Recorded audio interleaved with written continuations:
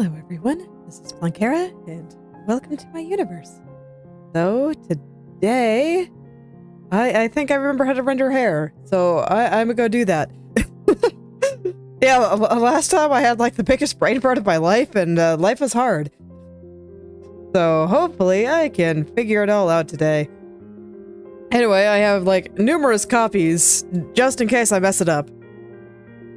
In fact, I might actually ruin some of these and make a new copy. Because, yeah, I don't really like this one. It looks very smeary. I think this is just the default, just in case I really mess it up.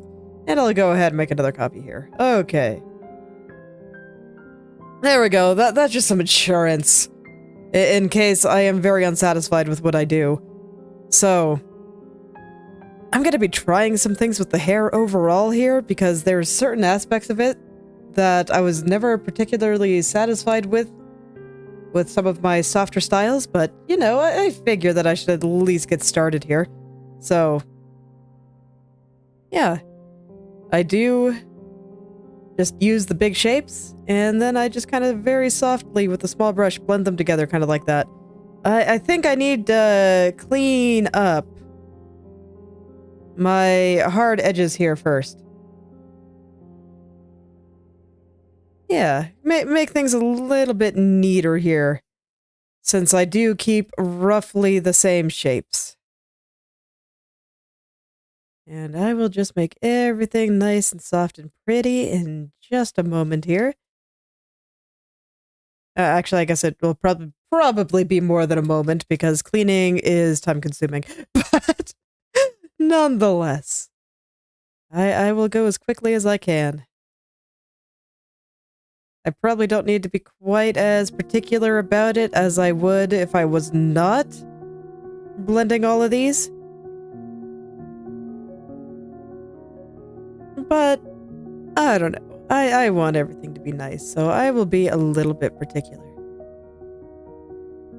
And I know that I have a swatch out there somewhere, so I'm not worried about losing the colors. Anyway, right now, I'm trying to think about how it's sitting on her forehead and stuff. So I'm trying to make some of these a little bit more curved. So you can see I'm curving this one a little. So that hopefully it'll look a little bit more three-dimensional up here. I might even end up adding some more shadows there, I don't know. I'll see what it needs after I kind of do this first step. But I kind of want to do some science with the hair. I want to run some experiments and see what I can figure out. So this may not be quite so straightforward, and I will probably end up making quite a few copies. Quite a few copies, just in case things don't go as I expect.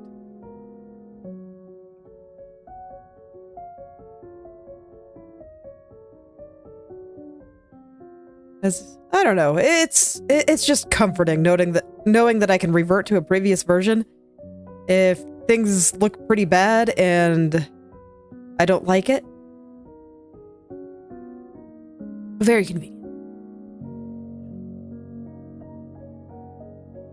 It lets me experiment without fear, and I do appreciate that. All right. I actually spent the past couple of days looking at art I like, and looking at the hair and seeing how can I incorporate some of this stuff into it, into what I do. And I have a few ideas. I'll probably explain them more as I get closer, because trying to explain it when you can't actually see what I'm doing is a nightmare.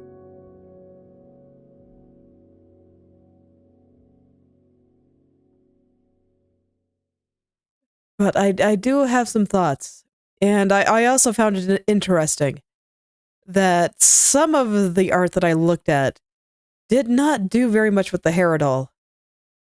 And I still really liked the way that it looked. So I guess you could say I have a lot to think about, and I just find art very interesting in that regard. Like, there was one artist that I was watching this morning, And I found that overall, I do not actually like his rendering style that much. Like the final rendered look. It's not like it's bad, but it's just not really my taste. And I found that incredibly interesting. Because overall, I still do really like his artwork. But there was just something about the color choice and some other things that I just wasn't a big fan of. So I worked really hard to figure out, considering how much I just really enjoy lights and color. I mean, you can kind of see it in my own work here, and just how much I like weird lighting schemes and weird poses and that kind of thing. And I did find that it was indeed a lot in just posing and how to describe how he represents the characters' bodies in particular. So he's what I would call a master of anatomy. So, you know, something I'll probably never be. I'm actually okay with this. By not worrying quite so much about anatomy, I think I can do weirder things. I think I've complained a couple of times that her head seems a little bit big. And if you look at raw proportion, her head is still very big. But because she's leaning forward, I think that's actually okay, for example. And various things like that. And so just... And I've even seen a lot of artists that I really, really like that I would not say go that deep into anatomy. So I do not actually mean that super derogatorily for me. This is just a difference in taste, and a very interesting difference in my opinion. So the way he's able to sculpt and construct bodies and props and just everything is super cool. And I think it looks fantastic.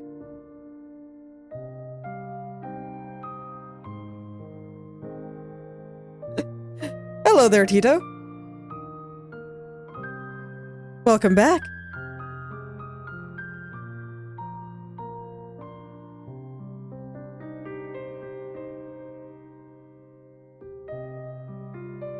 All right.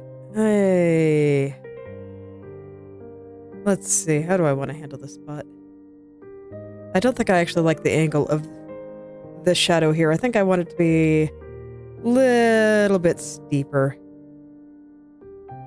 But I do think it goes all the way to the top.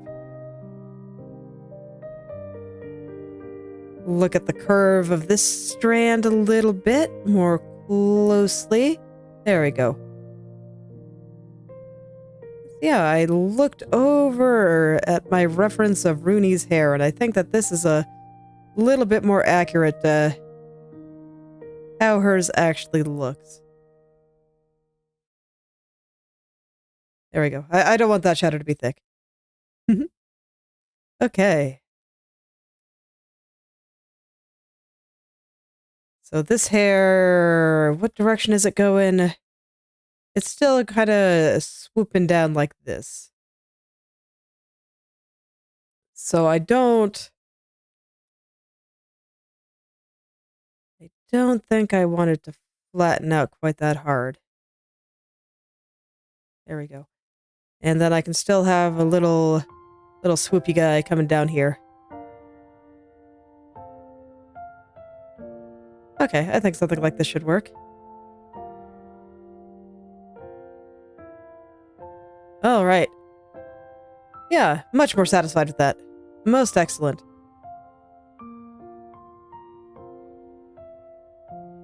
Okay, so now to figure out the rest of this. I am actually gonna hide her hand again, so I can see a little bit better. Just because I do want to make sure that I have the curve of this strand just right. This one is sitting in a key place to show three-dimensionality, and I want to make sure that I actually succeed in showing that. So it kind of curves around her face here. But it's also kind of sitting on it. So I want to make sure that I show that curve very, very well. Okay. And then when I look at this curve, I think it goes like all the way up. So I'll do something like this.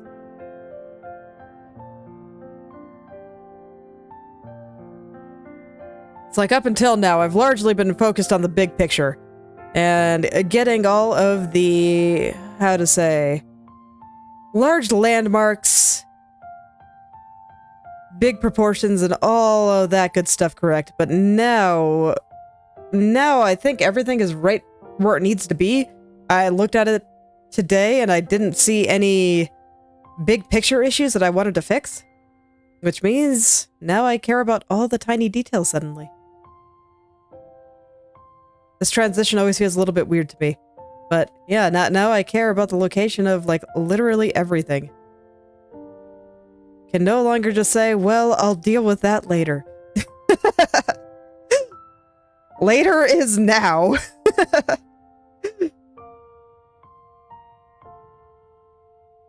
So all of those things that I just didn't really worry about for the longest time. Suddenly they are my concern.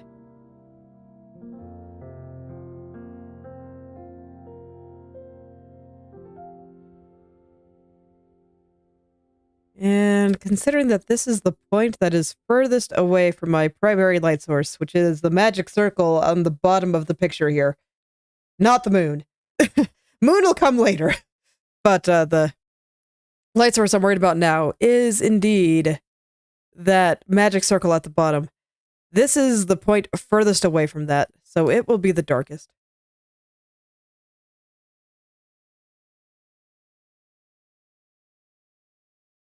Oh yes, the moon I intend to deal with in a slightly different fashion.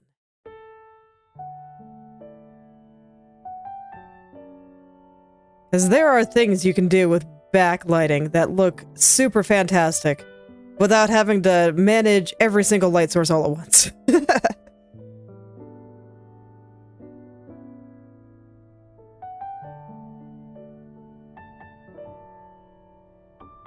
And I might change some of these shadows later. I don't know. I can always paint on top.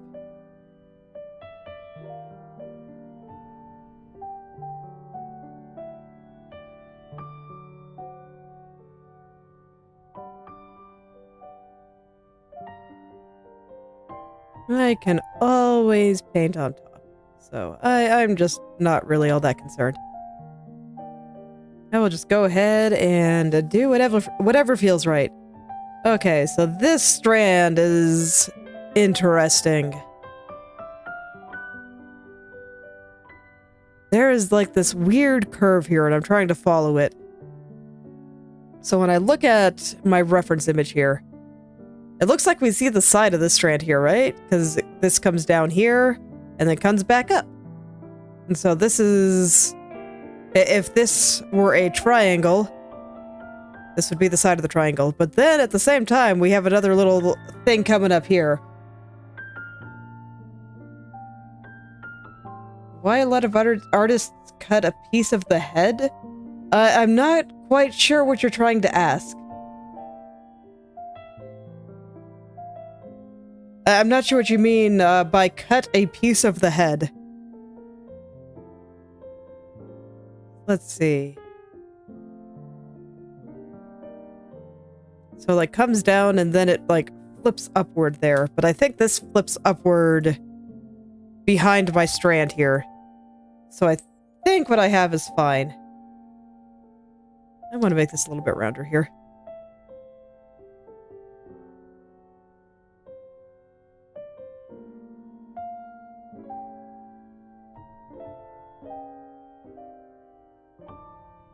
Okay.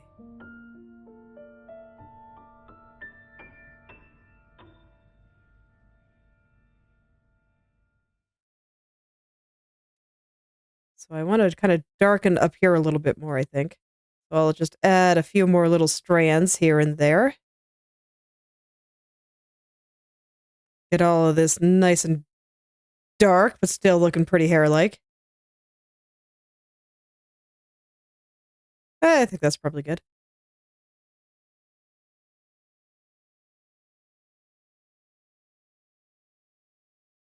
Okay. I guess I'll add another little shadow, tiny shadow bit right through there. Once again, just to make this left side darker.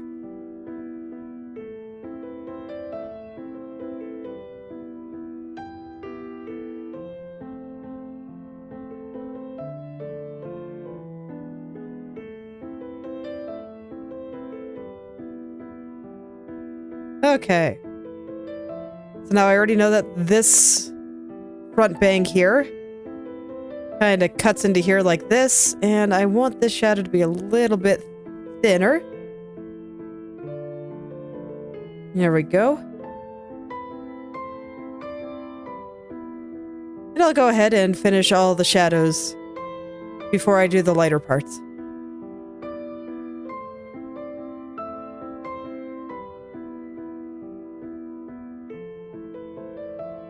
Okay, so let's see.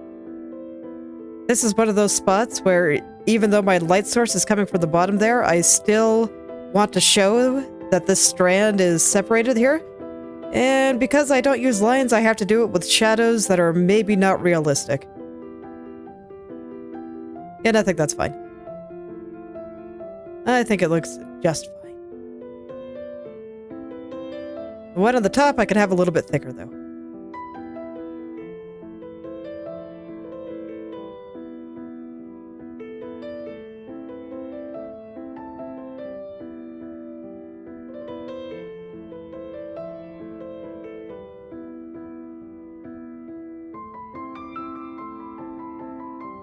Okay. So I will make it a little bit thicker. But this is a small strand, so I don't want it to be, like, overly thick.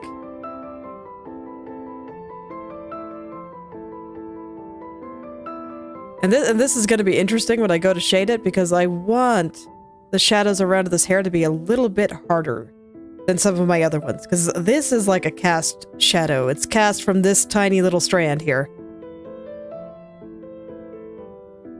So I want to keep the impression that the shadow is coming from that strand, so it will not be softened nearly as much as a lot of my other ones.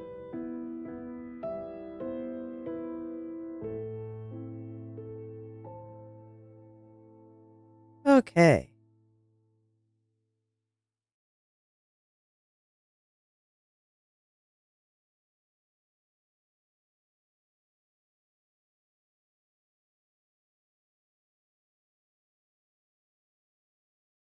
Let me see. How is this strand coming down? Let's take a look. It just comes down. Okay. So I can shade this pretty much however I want, but I decided I don't like these ones. I want it to be more like this. Little bit straighter coming down.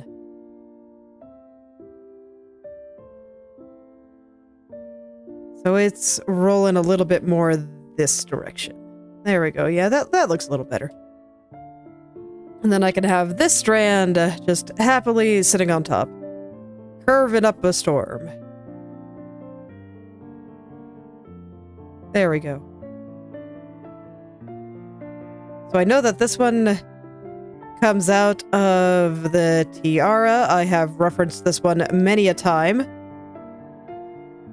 So I still want to keep that shape. That's important here. Gotta sculpt the hair a bit here. Hair's nice. You can pretty much do whatever you want with it.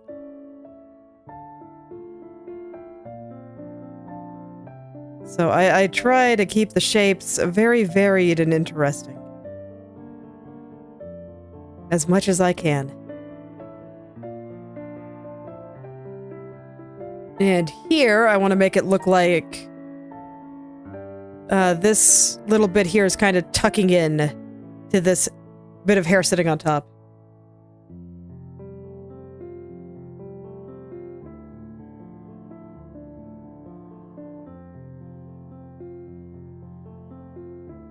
Yeah, and I mean, learning up how to vary the angle of your shadows like that, I think might end up helping you depending on what you're trying to draw. So, but there's nothing wrong with doing that for now. Just making shadows that make interesting shapes more so than are realistic, unless you're specifically trying to draw like photorealistically. That's the exception, but for anything stylized, I do think interesting shapes and interesting composition, they're both way more important than making it realistic.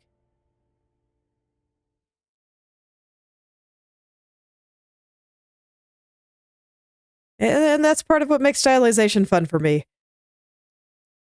And why I draw in so many different ones. I like finding different ways to bring about different feelings and bring in different kinds of shapes and lights and these kinds of things.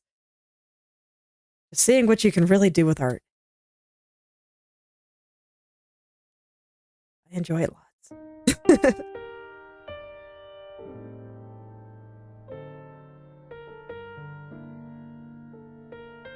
Okay. Yeah, let's do a little bit on the back here. So up here, I kind of want there to be a little bit of a cast shadow from this, so that'll be going up like that. But I don't think I'm gonna put in all the details. I'm gonna keep it pretty simple.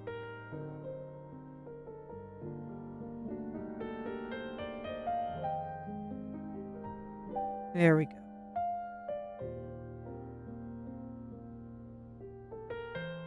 There we go. And I don't mind kind of overwriting some of these light areas that I'm going to put back in later, just so I can kind of perfect the location of these shadow shapes here.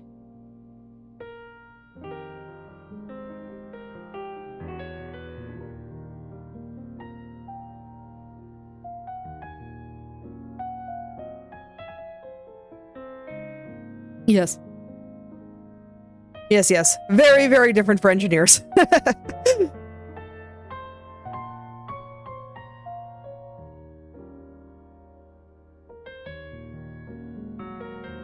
Engineers definitely can't afford to mess around with pretty shapes.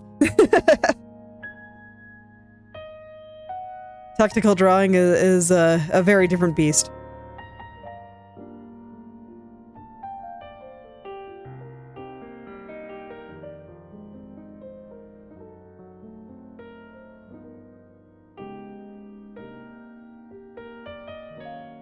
Okay, then we have this little strand kind of splitting off from the main hair. So I want to make sure I get that shadow really nice, because this will show us where that strand goes up. I don't think I need to connect it all the way up here, but it feels good. It feels right. So I'm going to do it.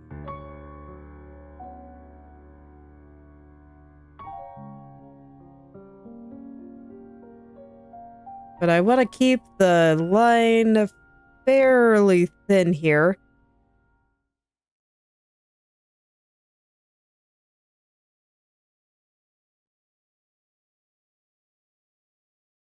I'm trying to think of, like, the reason, and I think it's just because it looks nice mostly. And, like, I don't want it to feel like a line. I want it to feel like a shadow, so. Okay, I think I'm going to straighten out the tiara just a little bit here so I know where to put these shadows.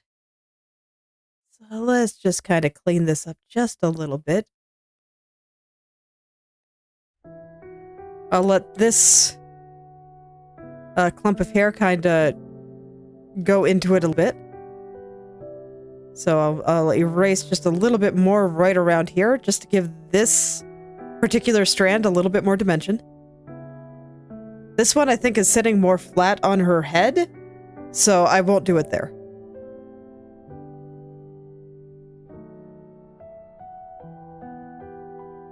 And I think that the level of detail I put into her little tiara here is sufficient for what it needs to do. It'll probably get a few more lights a bit later, especially once I start doing rim light and, you know, incorporate the moon into my lighting scheme. But for now, being solid black is fine. But I do want to perfect its shape, so that this way I know how the hair underneath it will react. All that good stuff.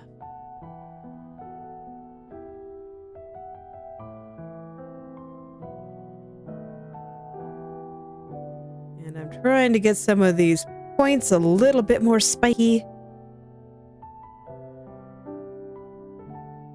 Make everything look just a little bit more like the one over here. In fact, I want to check that shape right now.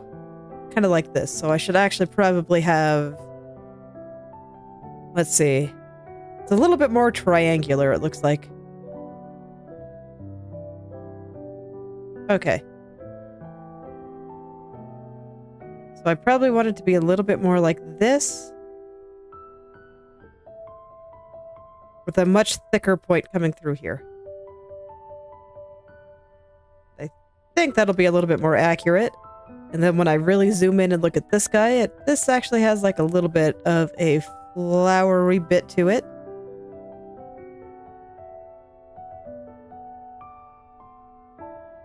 And then the last one is actually like super horizontal. So I think I should just redo this entirely then. I think the location of the spikes are okay. I will want to clean up the way they look, but their location, I think, is fine. So we have the center of the kind of pointy flower here. Just using the eraser to kind of carve it out.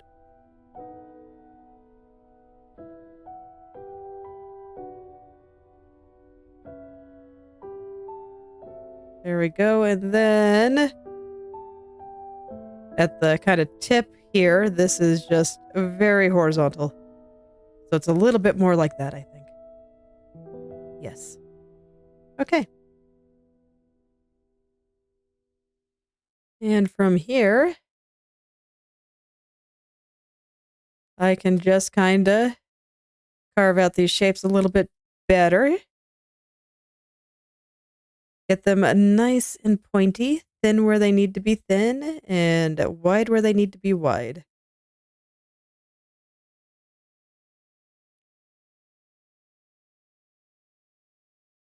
Because I was just kind of keeping things nice and simplified before. So now that I know which parts will actually be showing on the picture, since her, the top of her head is not here, not completely showing. I actually wanted to focus in on the parts that people would actually see. Didn't want to waste too much time on parts that were just going to get cut off by the canvas.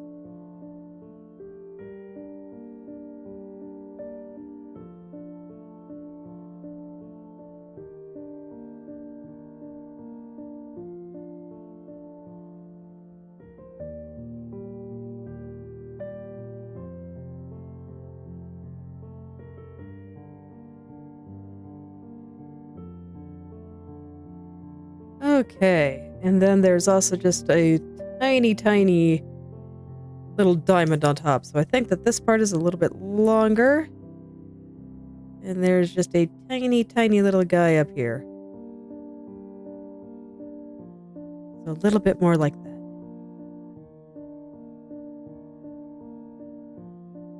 I feel like I have this one a little bit too big, actually. So let's shrink him down. And is he more triangular than diamond? No, still very diamond. Okay.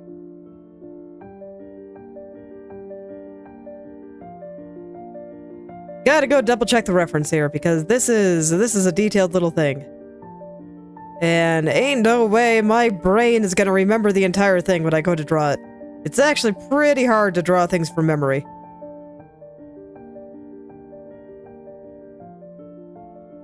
Your brain does not remember details as well as you might think. It's actually pretty bad at it.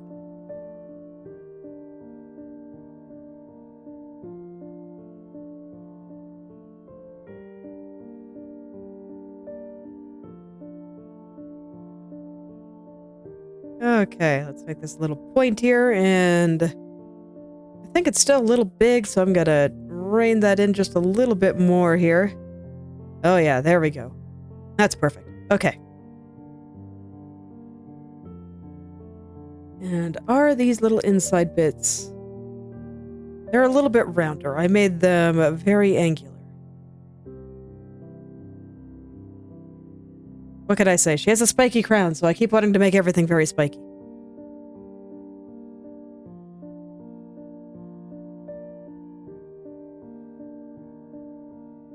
Okay.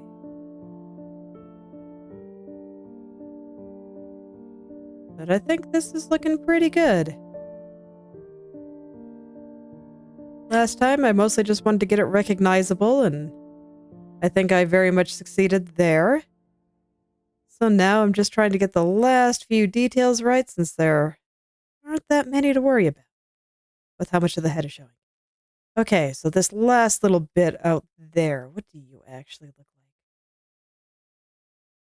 like? Pretty much like this one. Yeah, okay, easy enough. So I should make it a little bit smaller. I'll just go ahead and redraw it since it's just completely wrong. All right. Then we can come out and up.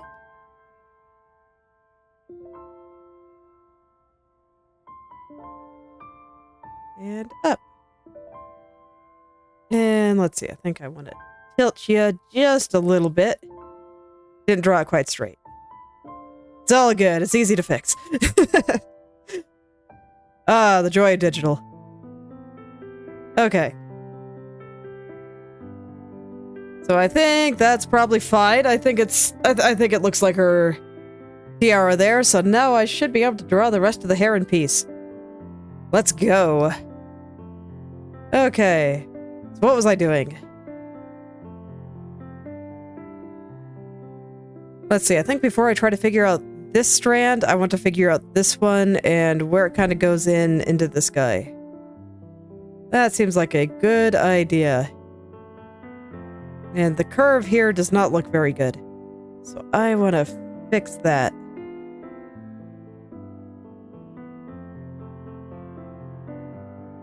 There will be no ugly curves on my watch.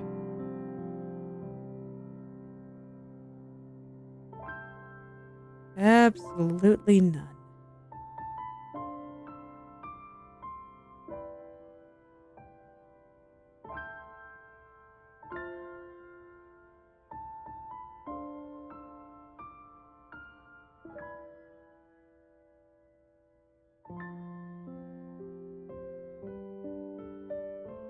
Okay, that's doing a bit better. Let me see. Right here is still a little bit blobby. I just feel like it's going in and out a little bit. So I just want to get that a little bit straighter. Okay. So now I can figure out how this strand sits over here. So let's see here. These... There's like only one point where they're actually like touching, and that's the point I want to put the shadow. And once again, this is actually facing my light source. So I do not want them to be... I do not want the shadow to be thick. I'm just using it to kind of line the hair here. Show where this particular strand is. And that's about it. So I want to keep it nice and thin, because I think some light is probably actually getting here. But I do want to show that separation. So it does need to exist, but I can still keep it pretty minimal. Kind of like with right here too, where this is facing the light source. Now, for this strand that's sticking out here, this part actually isn't facing the light source. I mean, it's kind of below her. So it's coming up kind of evenly, so it would be more like probably coming up like this, that kind of thing. Or it'll get a little bit wider up at the top. So I will be going for something like that. Just gotta keep that little light source in mind. I am looking forward to drawing that magic circle, to be honest. I like drawing magic circles. They're so much fun.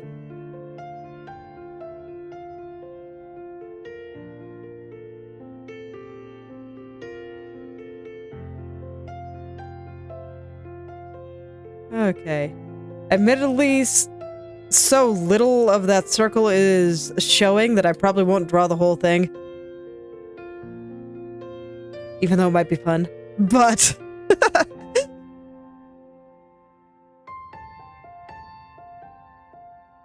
oh, that's...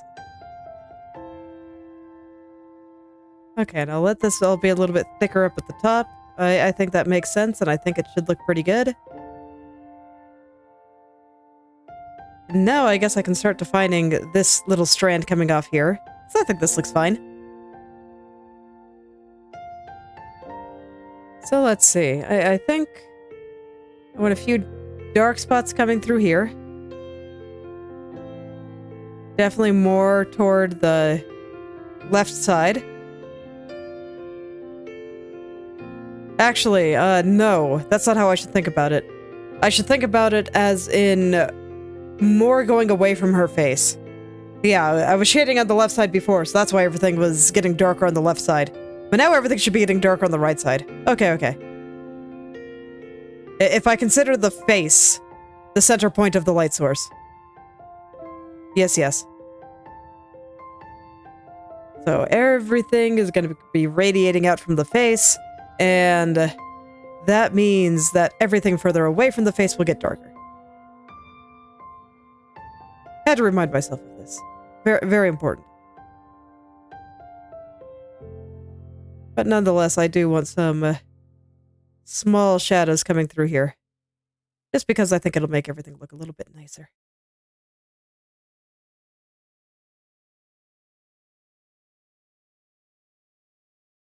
Okay, that should be good. Okay, okay. Alright, I didn't fix the point on the tiara. That was probably the most important to fix. The part where it disappears into her hair.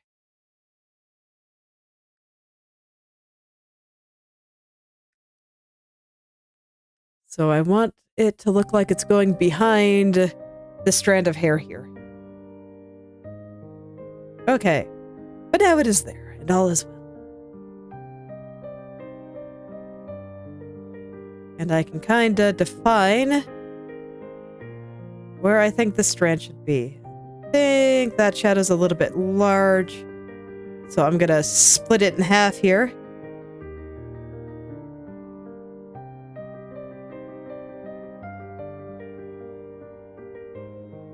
Add a few more strands just around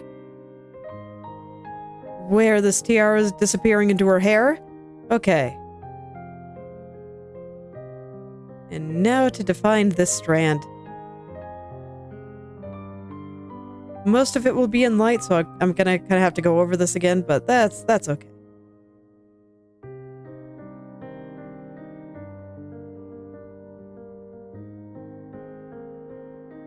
That is okay.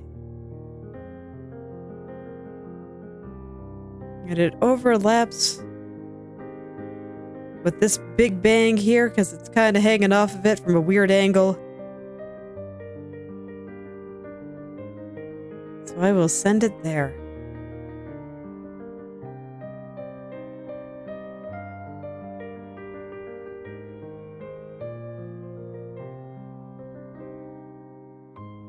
And I'll just take my time.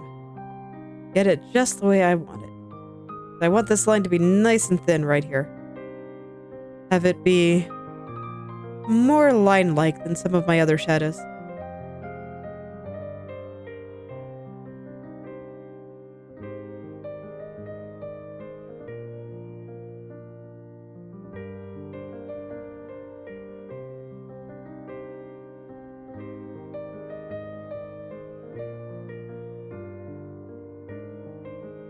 Okay, and I'm thinking really hard about how I think this connects with the rest of the hair here, and I think it'll be something like this. So I'll send maybe a little shadow just right here. Yeah, that's it. That seems fine. Okay. let's get down into this. So for here, let's see. I think I'd rather have you connect out like this. This is gonna look weird for a sec, but it'll make sense momentarily. So this will connect into the main thing. The main group of hair, kind of like this. And it will be sitting on top.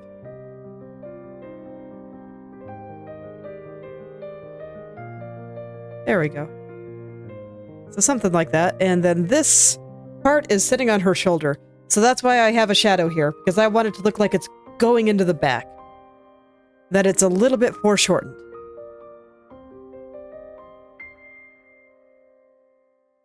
And then these shapes are just shapes that I thought looked good.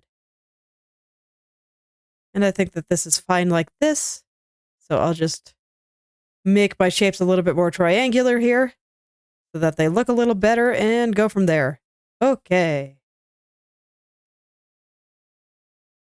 Still have a little bit of fix on the top there, but I want to do a little bit on the bottom. Kind of show the side. I guess I decided that the side is lit, which does make sense. So I think I will actually show that three-dimensionality like this. I'll let this extremely light part cut into those shadows. I was going to do the light part after, but, you know, for right here specifically, I need it now. It'll help me see how this strand is sitting on her shoulder there. Okay, there we go.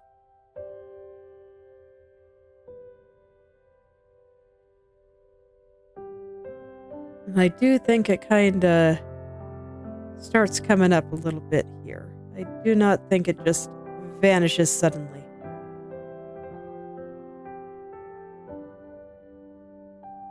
Okay. So I think that looks pretty good.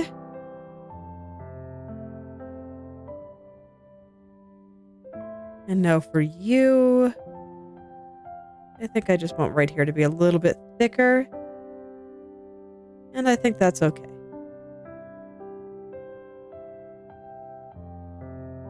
All right. Let's go ahead and connect the top of this strand then. I don't think that this is quite right. And I do want the light spots there, but right now it's making me have a little bit of trouble seeing, so I will just redraw it later. Once I have a better idea of what's going on.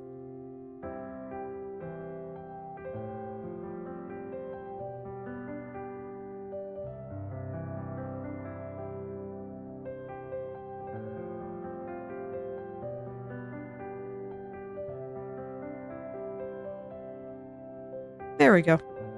I think that's about all that needs. So let's go make these look nice now. And I want them to have a particular quality, so I'm not actually very happy with how this looks yet. So I wanted to kind of come back and then come back up. So a little bit more like this. And all of the strands should be like that.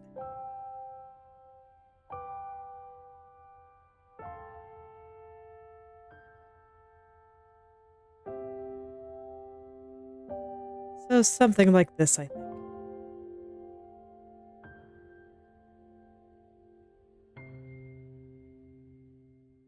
I just really want to make it look like they are going back when they sit there. So this one needs a little bit more curvature.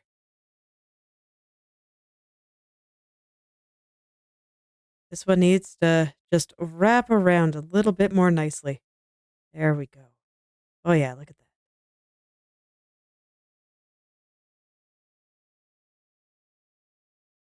No. I don't like that. It needs to go the other way.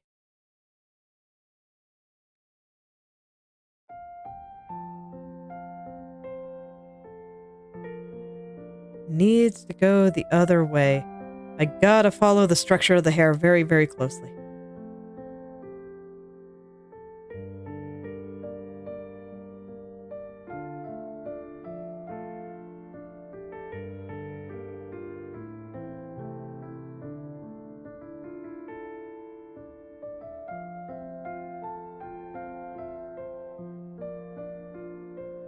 Okay.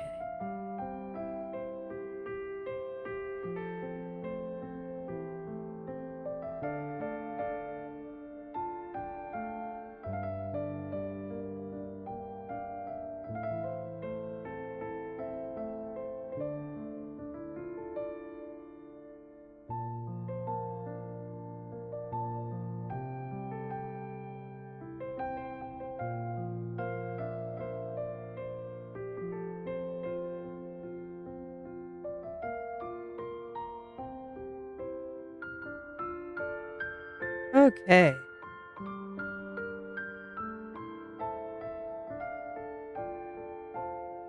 There we go. I think that these shapes look so much better.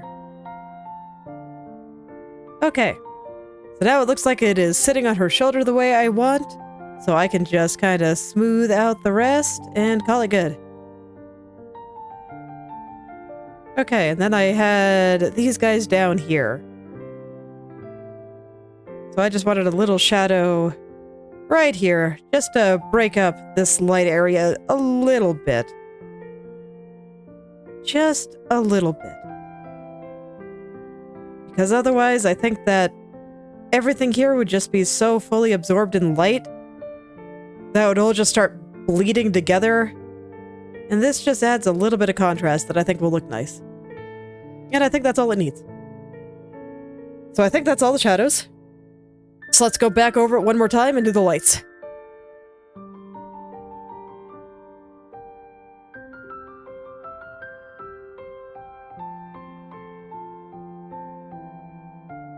So I don't normally add highlights like this, but I think it suits my lighting scheme really well here. It adds a little bit more interesting stuff to the hair. So that is why I am doing it here.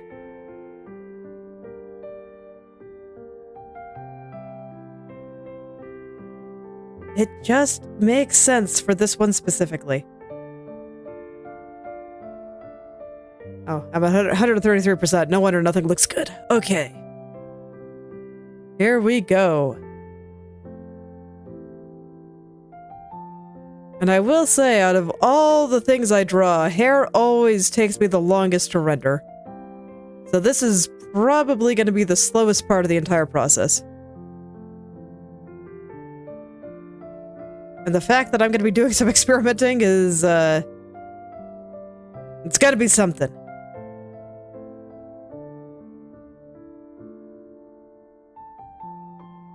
But I think it'll be very interesting by the end. I'm really looking forward to seeing what I can do here. I've been wanting to experiment with hair for a while now, and I'm really, really happy with how my hair looks in just a lot of my more simplified styles now. But for this one, that's a little bit more complicated. I'm not so sure yet. Oh, you think so? Well, I'm glad. I'm glad that it all feels nice. It's like I wish I could give you more sound effects for my drawing, but frankly, drawing on my tablet makes next to no noise.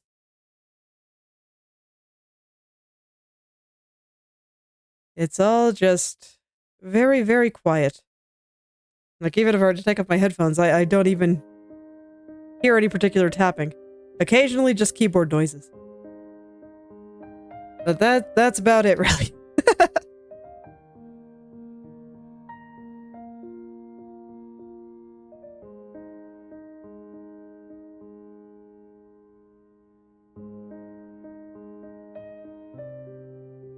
Okay, here we go. Let's see, how do I want these bangs to be structured?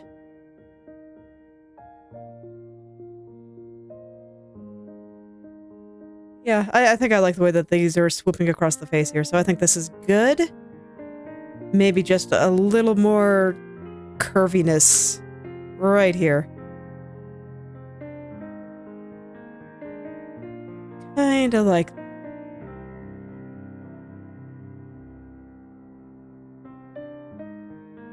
And then I think I'll kind of dig into this just a little bit more. Let me see, how do I want to go about that? Yeah, that seems pretty good.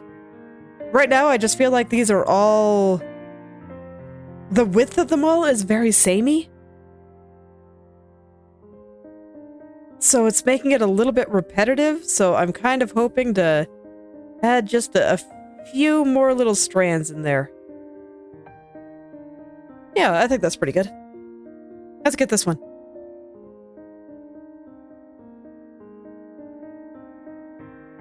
Oh, I put the shadow in the wrong place. I should fix that.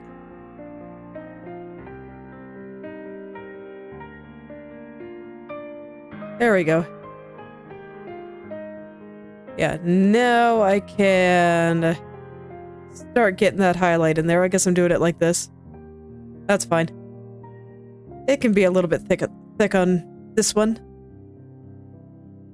since this would indeed be in shadow here. And I don't think I want to light this entire strand, just one side of it. I lit this entire strand, but it's at the bottom.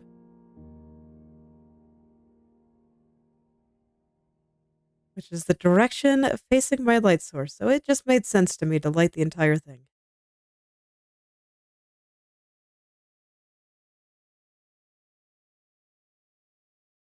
Okay, that looks good. Alright, once again, I'm gonna go do the left side first, because I can. It's all fine to me. It doesn't really matter what order I do it in, since I have to get the whole thing. And that's fine for there.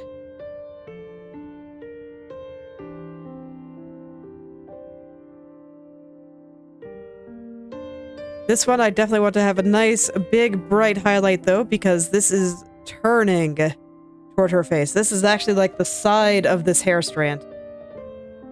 Actually, you know what? I totally got this part of the hair wrong.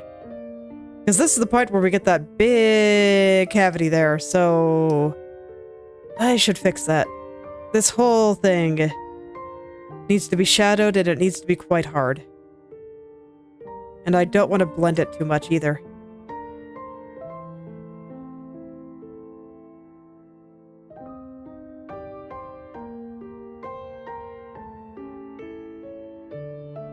I will be careful around here, but I think that's about as much as we see. So I think that should be fine. And then I'll just be particular with how I put highlights over here. Like, not this light color, but the genuine shiny, shiny hair specular highlights. That will be coming later.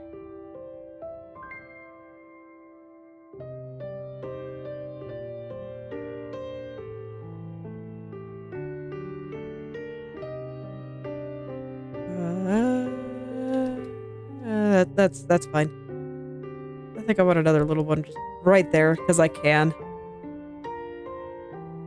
And over here, I don't know, do I want a little one somewhere?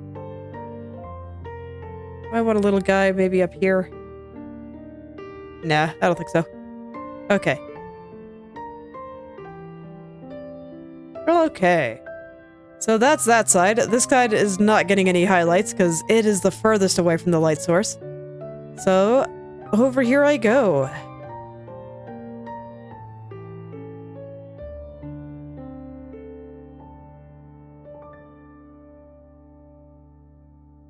Okay. Let's see, it looks like I did not quite get this curve quite right. So let's fix that immediately.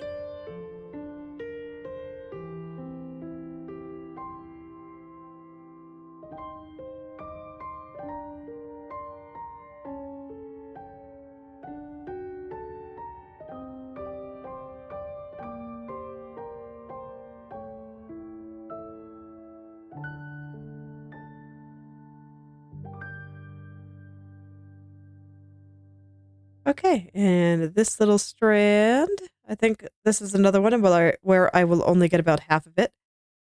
Other half will still just be the mid-tone. But I'm gonna let this kind of curl towards her face, so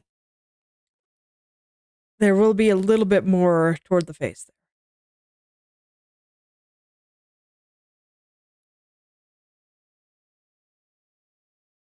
There we go. And making it long will really show just what this strand is doing. Okay.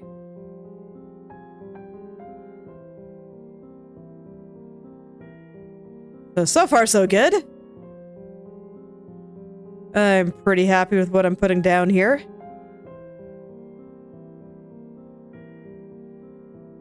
Alright, so this entire bottom part will be in light. So I'm gonna make this a nice, juicy light spot. It's gonna be big and thick. I think this looks pretty good though. So I'll keep that pattern.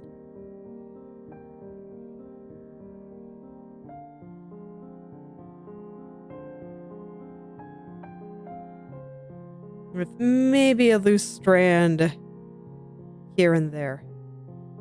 Oh wait, I missed a shadow. I missed a very important shadow right here. Where this strand separates out from the bit of hair coming down this way underneath. I just forgot about him entirely. That seems incredibly rude. I'm so sorry, little strand.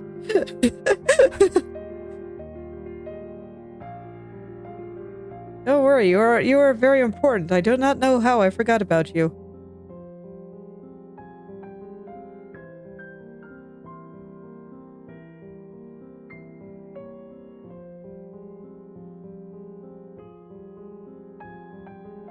All right. Yeah, I'd like a little light there. I think that looks good. But I think I want most of this up here to be mid-tone, but down at the bottom here, this is all going to be in light.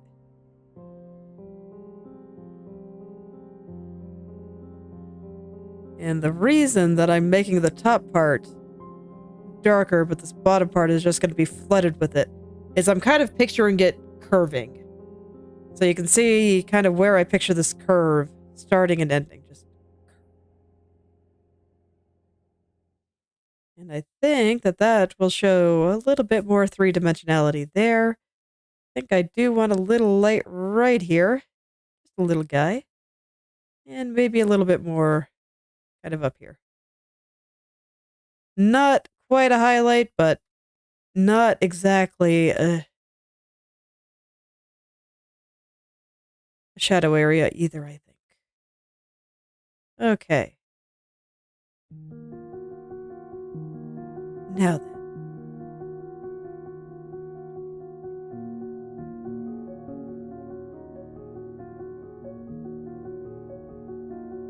Now then. Make this part nice and lit up.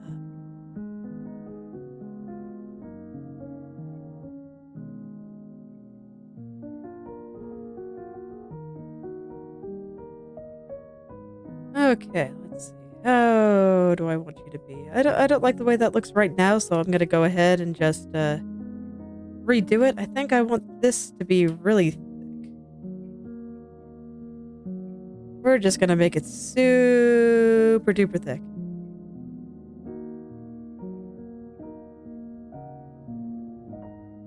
A little bit more curved. There we go. Kind of smooth out this curve right there. And there will be some more little strands below. But one thing at a time.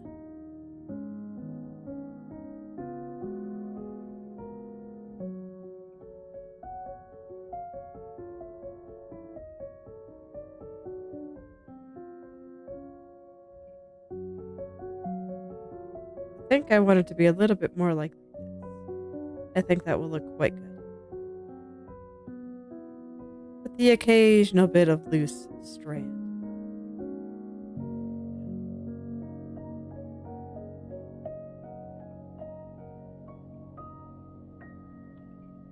Okay. Yeah, that seems pretty good.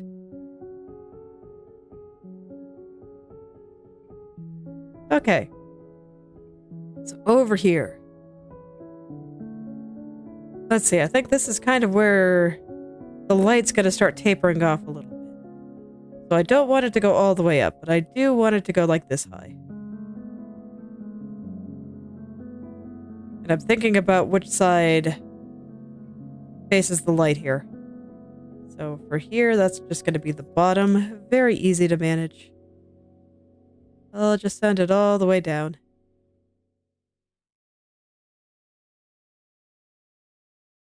Most of this strand, I guess I'll put in light because I think it looks pretty good. Fortunately, I can make decisions based on what feels right at the moment. At least while I'm drawing things.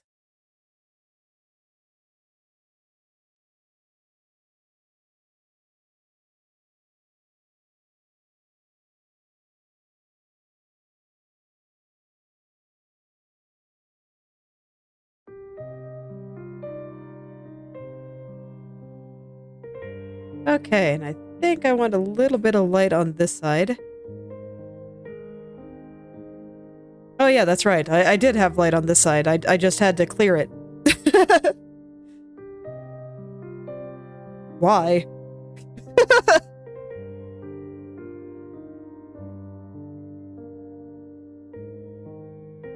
Okay, there we go. I'll go up and down. Looking good. Now I want there to be like a big... Hello. Hello again, Vivi. Ah, excellent. Should always draw.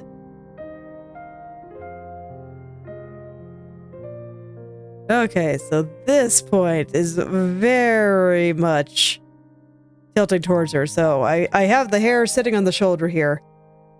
So that means this part is going back, but it also means that this part is going forward. So it's just gonna be all lit up. That is why I wanted that one little shadow right there. So that this way it didn't just completely become one solid color.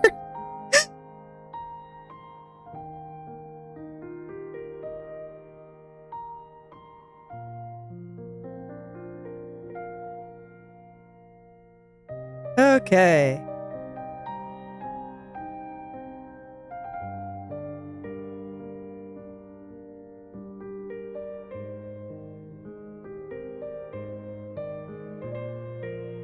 Let's just get this all curving just right.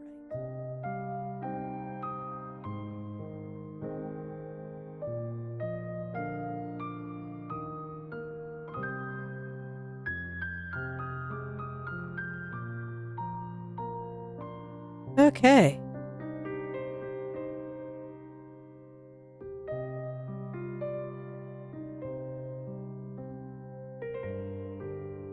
So I'm just kind of straightening out that little shadow just a little bit here. Just because when I painted the lights over it, it got a bit crowded out. Now I think it's doing well. Okay, so I think that's it for the basics. I'm gonna duplicate this because I'm scared. And now it is time to go in and make it... I am terrified. I am so terrified, man. Alright. It has been a while since I've done this. So let's hope I remember how to do it. It's okay, I gotta back up if I don't. So I'm just gonna follow the flow of the hair. Nope. I need something a little bit smaller here. There we go. I don't want things to be blurry. Okay, I was drawing in a bad way there. Okay, here we go.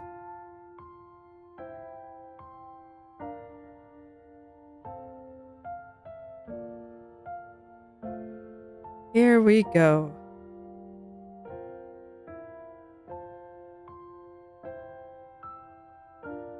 So basically the idea is to keep most of the shapes there, but just kind of take out the edge. And just make it a little softer. And here's hoping it works how I remember, and it all works out nicely.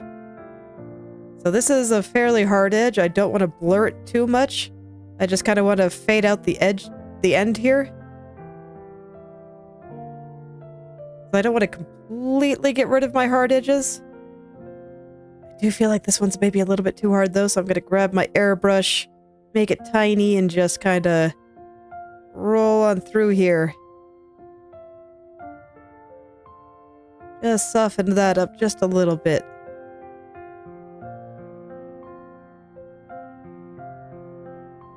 There we go. Oh yeah, that's good. I like.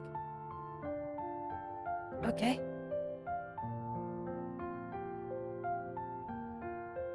And then back to what I was doing. Just using Krita's wet brushes to help me out here because I think that they blend these things beautifully. For once, I am not using the hard round and the airbrush for literally everything. But we're getting some variation in here and it feels weird.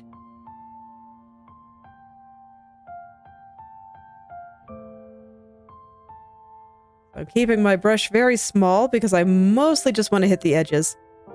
There are certain exceptions. Like up here, I'm really pulling the very ends of these out pretty hard. This one I want to keep a little bit harder, but on this side I want it to be pretty soft. Gotta mix up those hard edges and soft edges to keep things interesting.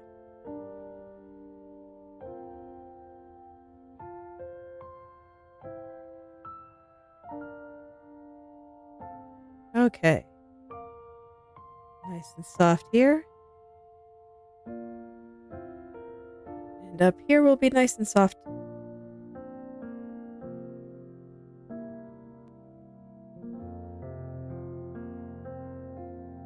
Just keep everything nice and gentle. And I think after all this is done, I will probably go in and add a few loose strands here and there. Like her hair by default had a couple, but I think I would like some more. Just looking at what I'm doing here.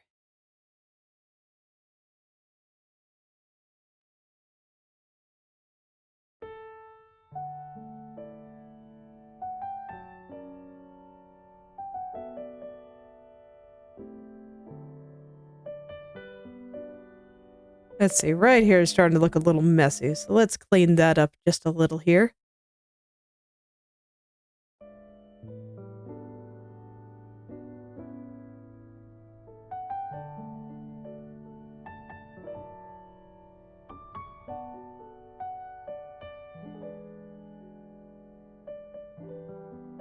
Okay, this is another area that's going to be a little bit harder. I will still pull the end, but I think I will use the airbrush just to kind of soften this edge a little.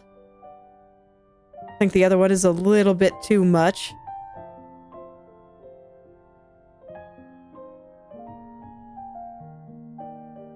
And here too.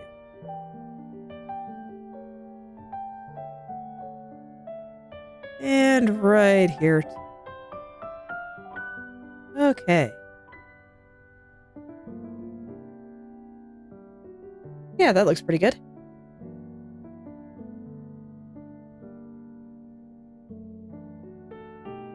We'll see what else I want to do to this once I finish this part.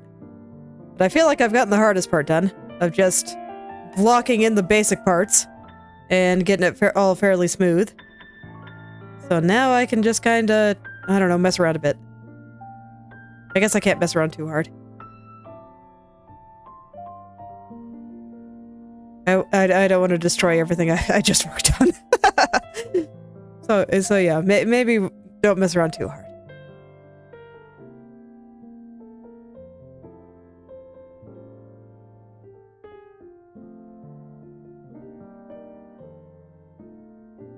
Krita's wet brushes are kind of interesting because if you press really, really lightly, it puts basically no color down and just kind of blends everything that you got. And when you press hard, it'll put more color in. So I can kind of alternate between these two modes to get the effects that I want. Very useful. It means I don't have to be switching colors all the time or any of that, so nice for blending things.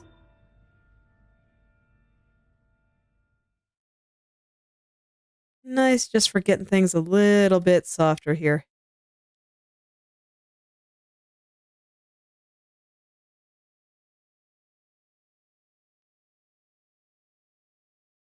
I do think I might have to go back over a few places with the airbrush, and I might add some of the darker color that I picked with my first hair attempt that didn't go very well. I'm just looking at a few places and wondering, would this look a little bit better with a slightly darker color? Maybe a little bit of gradation here and there.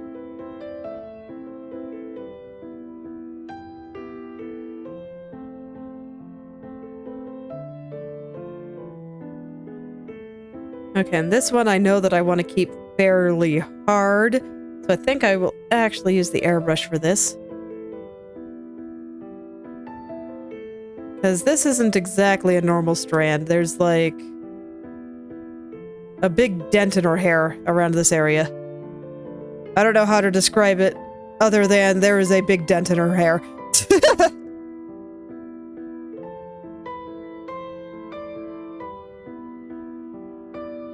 So let's kind of take back this edge just a little bit here.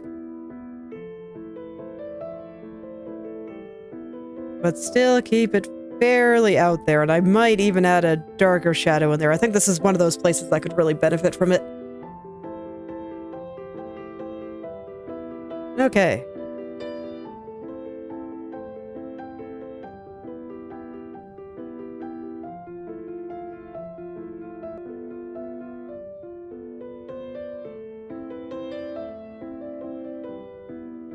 And there might be a few places that might look nice with a little bit of a gradation. I don't know yet. I will just have to try it.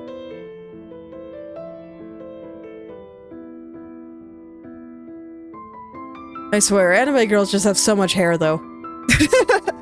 I really do feel like I'm just always drawing hair forever when I draw the anime. Because, man, there is just so much.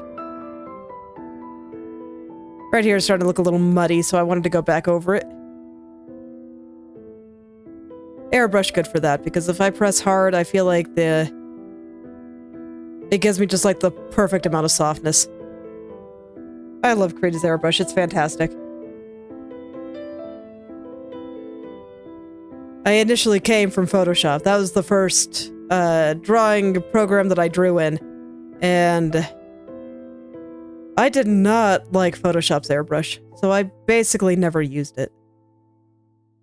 I always soften things up with just basic opacity brushes. And I am so glad that I have an airbrush I like now, because it took forever to get things really soft with just opacity brushes. But I don't know, there's just something slimy about Photoshop's airbrush that maybe not like the way that it looked on just about everything, really.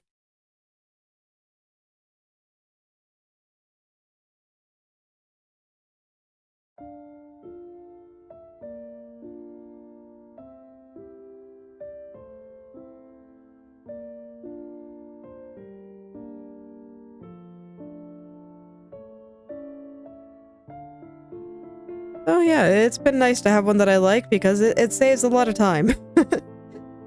I no longer have to worry about just how the colors are banding together and some of these other little artifacts that come from only using opacity brushes. Everything just blends a little bit more nicely. Still feels kind of weird to be blending stuff again, though, because I have done so much stuff with just hard edges lately. And now I'm just like, ah, yes. Time to make things soft.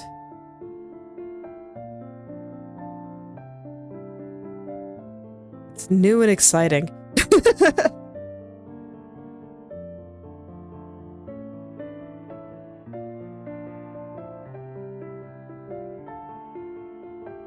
Okay, this is another one I want to keep fairly hard. Don't want to soften up this edge very much at all. Even that might be too much, but I think it's fine.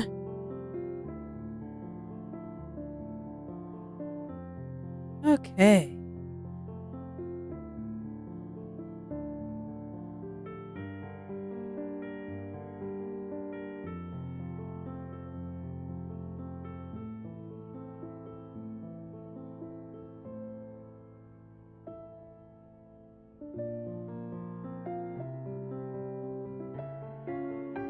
And here's another place I'm being very careful. I don't want to make this line very soft. I will probably run over it with the airbrush just real quick, just so it's not, like, that hard. Like, that is stark. But nonetheless, I do not want to soften things up too much here. Here too. Here too. Lots of little hard edges from where all of this hair just overlaps. So I gotta be careful. Gotta be careful not to overdo it.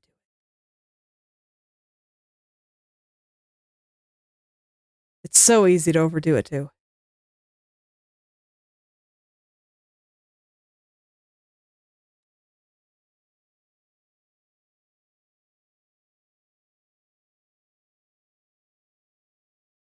It's so easy. But I don't want to lose all of my edges. That would be just a little bit sad.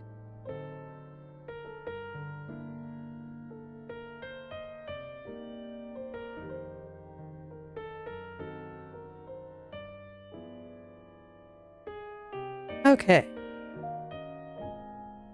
So now that I've done kind of the ones that I think should be softer, I'm going back over the ones that are going to be a little bit harder, that I just kind of want to take back just a touch.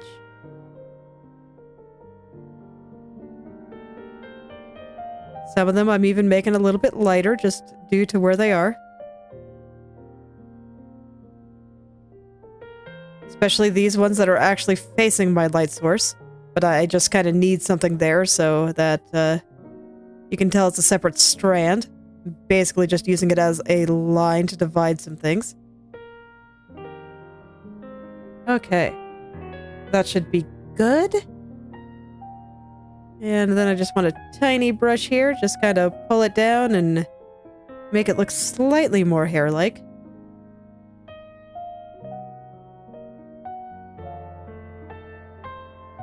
There we go. I think that looks pretty good. And now I can just go back to what I was doing. Get those highlights next. Well, no, I wouldn't say these are highlights. Get those lighter areas, the lighter mid-tone. The highlights will come a little bit later.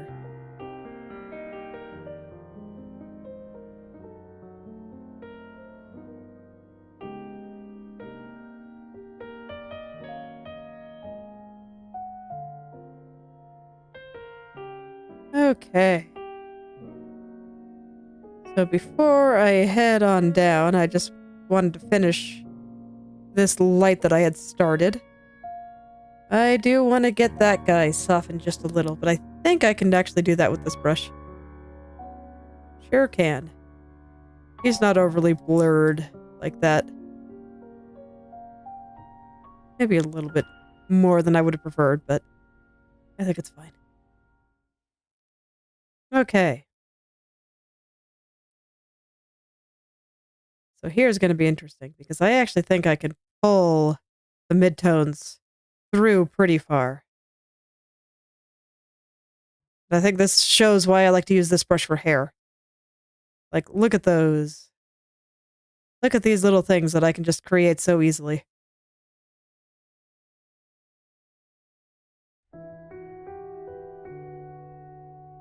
I will have to go through and clean some of this up, and I'll probably do that with the airbrush. But that is something I can do.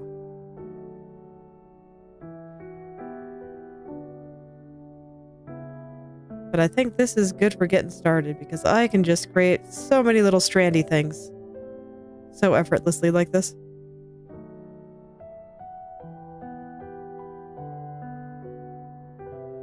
Look at them go.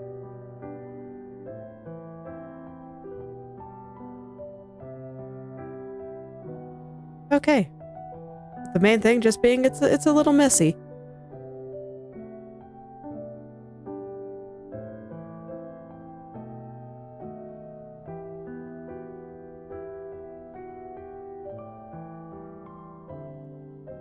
I think I just have the tips here. I think there's a couple of places that might need a little bit of airbrush attention.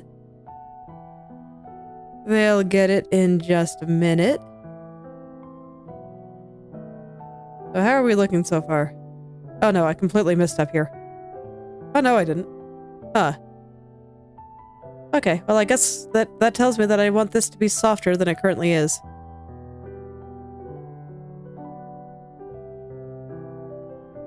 So I'll get a slightly bigger brush and run over it. Same with down here, really. It's okay, wherever I zoom out and I feel like it's not blended enough, I just go look at it again. Easy peasy.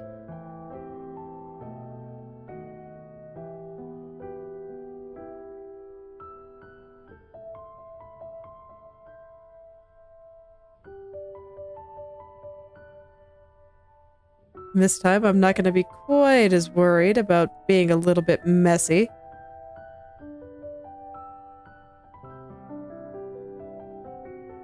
I'm just going to go in and do what I can.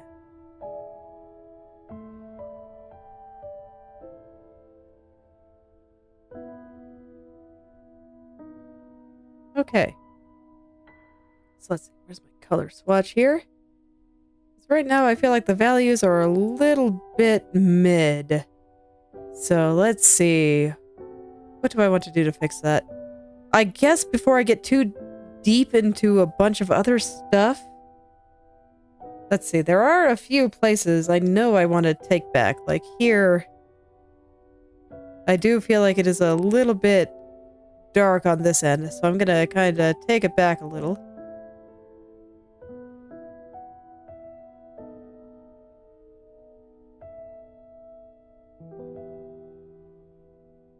And up here, that was one area that stuck out to me in particular.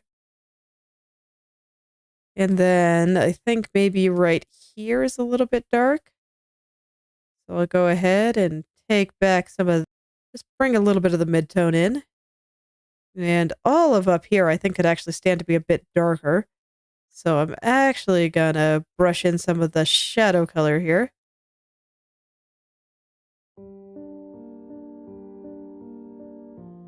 And then I think it might be interesting for kind of the area behind the crown to use this really dark color. And then maybe a little bit up here too, just to kind of break up a little bit of the monotony there. I don't want to overdo it with this color though.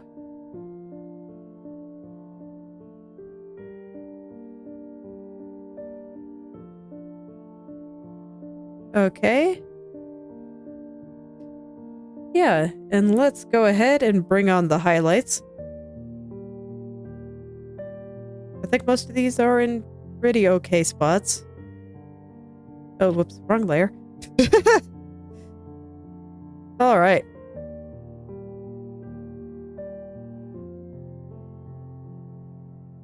Let's see. I actually think I want them to be a little bit lower here. And this should help the contrast a little bit.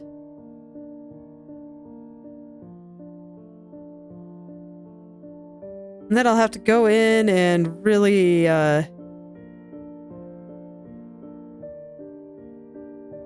clean them up and make sure that they are looking good. That'll take a little bit, but it'll be worth.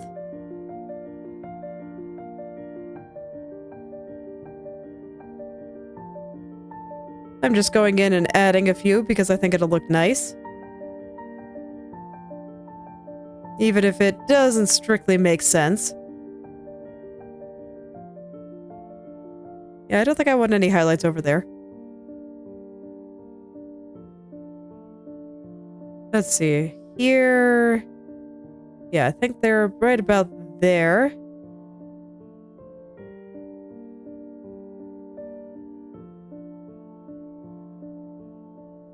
And I think the ones here look pretty good.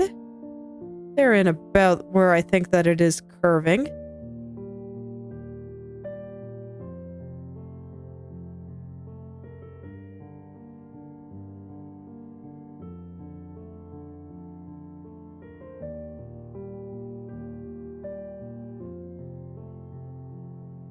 Okay, so something like that.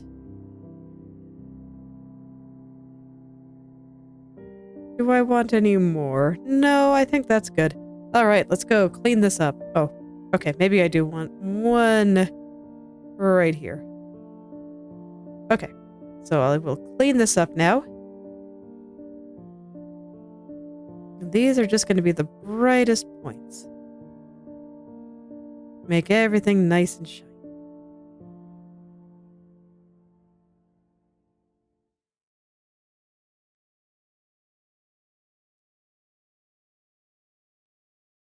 And hopefully this just makes the rest of the hair pop, and then I can see what else I want to do with it.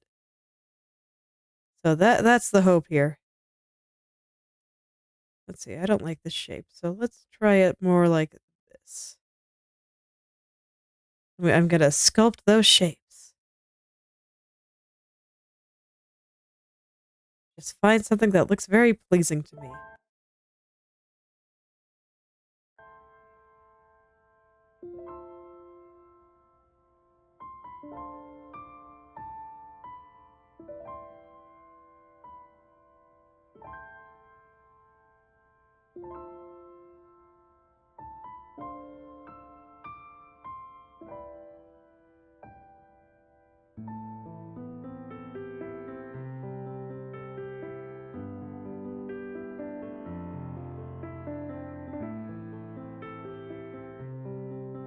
Okay.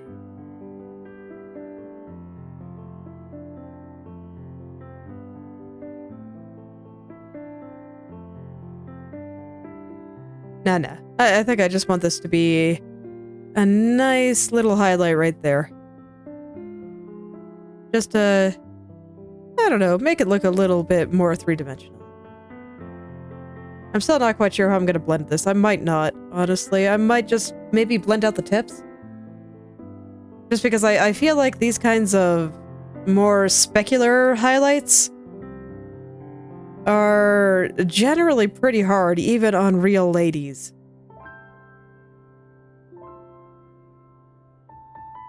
So I'll be a little bit more particular with the edges here.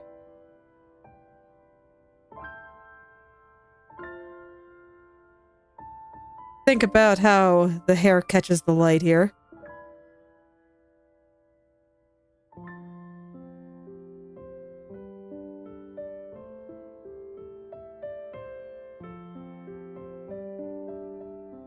Yeah, I think that looks good, though.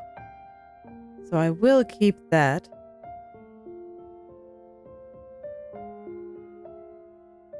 Actually, I think I want just the tiniest of splits there.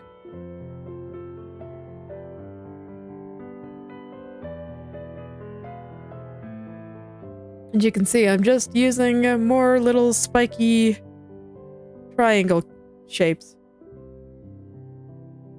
Much like I did for the hair itself. I think it's just a little bit more evident whenever I do highlights. Because they're just so shiny. Love shiny things. Shiny things just make everything better.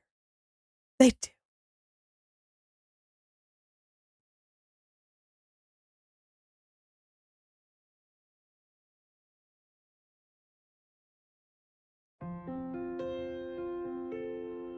All right.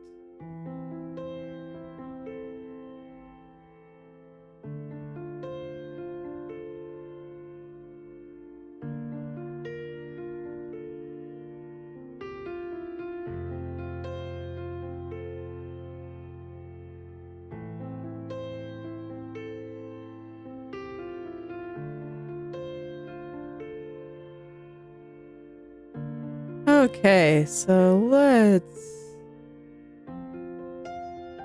let's see here. I think I want a little guy coming up there. I think that'll look nice. Oh, and I made this one nice and big. I like that too. Actually, before I head over there, I should finish off this side. Let's see. I do not want it covering my shadow, and I do want a separate one kind of lining here, I think. Okay, yeah, that looks pretty good. See, this is why I have to zoom in and clean everything up, because oftentimes I do place these things over details that I do not think should have highlights, you know, like shadows. Shadows and highlights cannot exist in the same space at the same time. It is a paradox.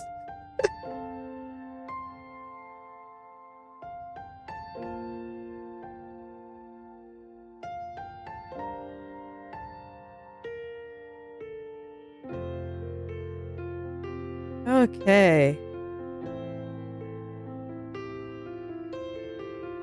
Over there, I'm just gonna keep in shadow since it is the farthest away from my light source.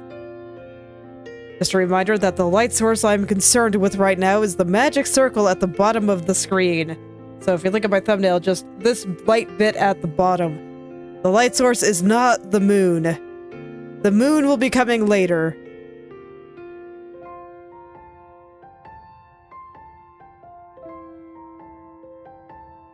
So I have different ways I like to handle backlighting and rim lighting.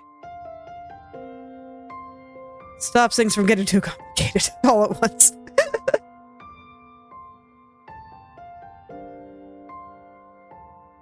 Alright.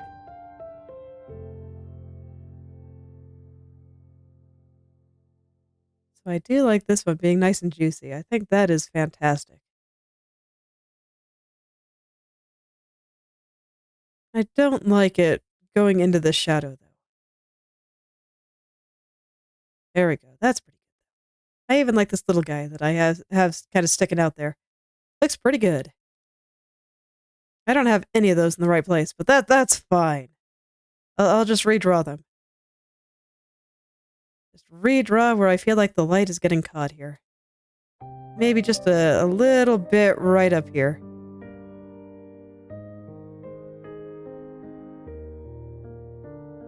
Yeah, that seems pretty good. Alright.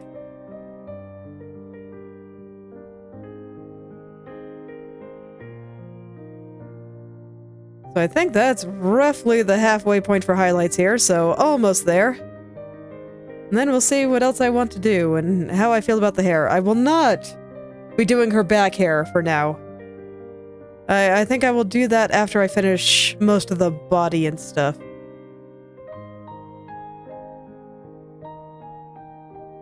I might do it sooner. I don't know. We'll see what I feel like doing. I don't always do things in the same order.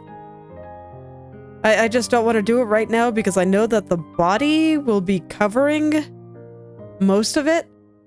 So I don't know which areas are important and which ones aren't yet. And that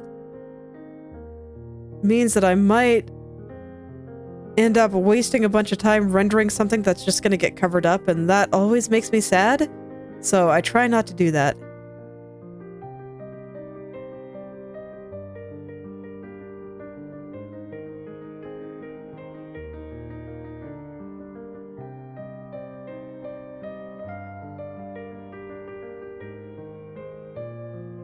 I do think wasting time rendering stuff that's just going to get covered up is indeed something to be avoided.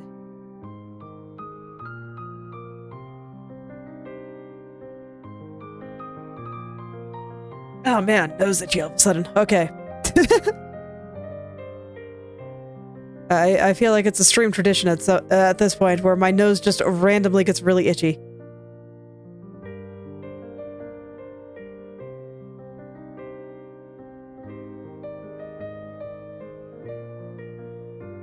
Actually, I think I want the highlight on this guy to be on the other side.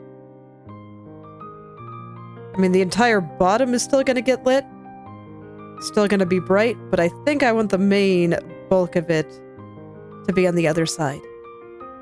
There we go. All right.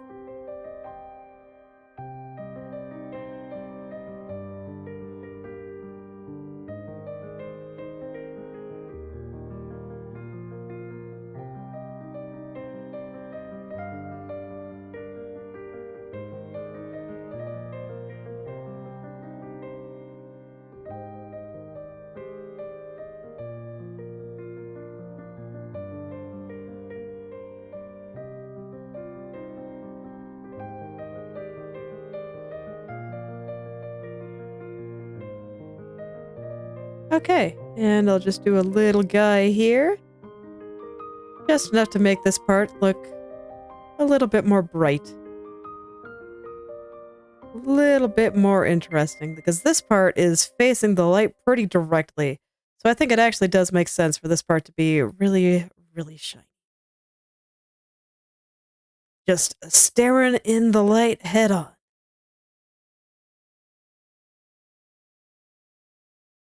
So we will make this part extra shiny.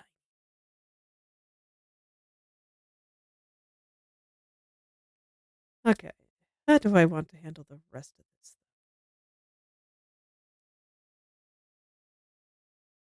I'm thinking ahead again of just thinking towards how I'm actually gonna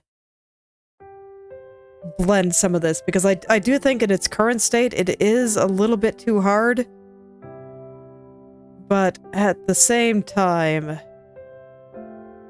I'm not sure how soft I actually want it to be.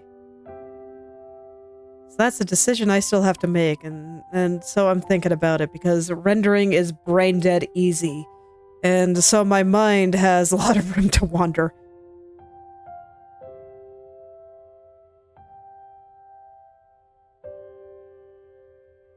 Let's see, this part is facing the light directly, so I'm going to make it this highlight a bit longer. Go ahead and connect it to that guy. And this will actually separate it from the back here very nicely too.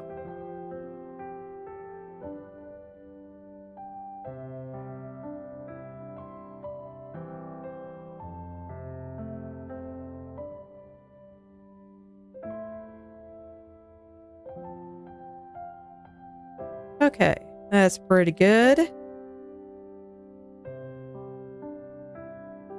And this is going to be the last bit for the upper part.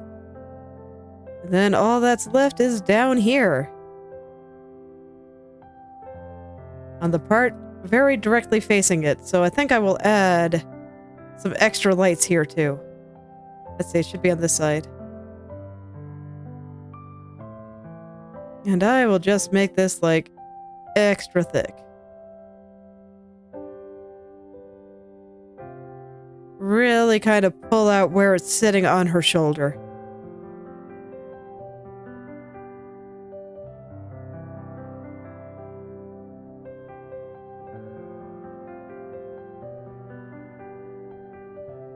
And just put in all these neat little light shapes.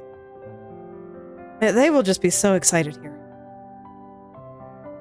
And this one won't go up quite as high because it is going into the shadow here.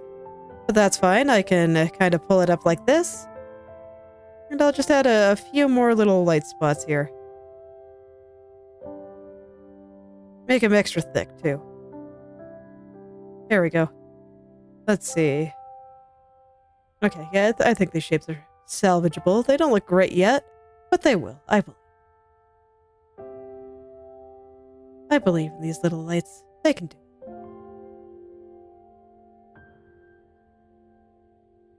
it. Just gotta get them to be the right shape and completely in the right place.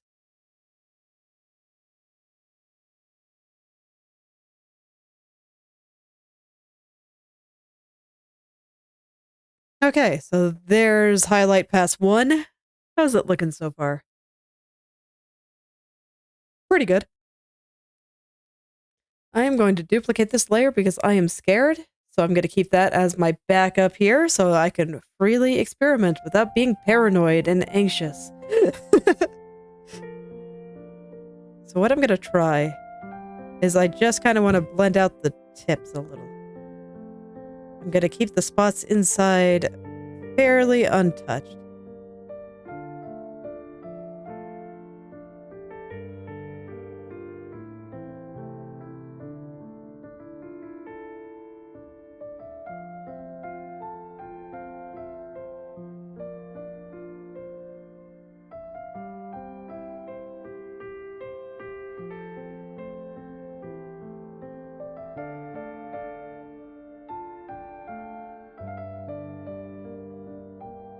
Okay.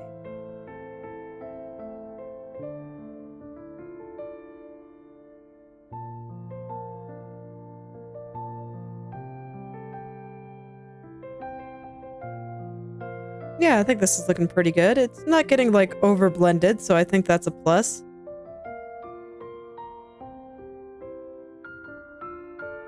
And honestly, these lighter spots, I think I can actually make them a little bit brighter. Like, not the highlights that I'm working on right now.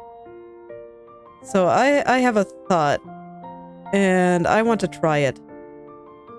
So what I think I'm going to do after this is I'm going to go into a curves window and brighten up some of these lighter spots.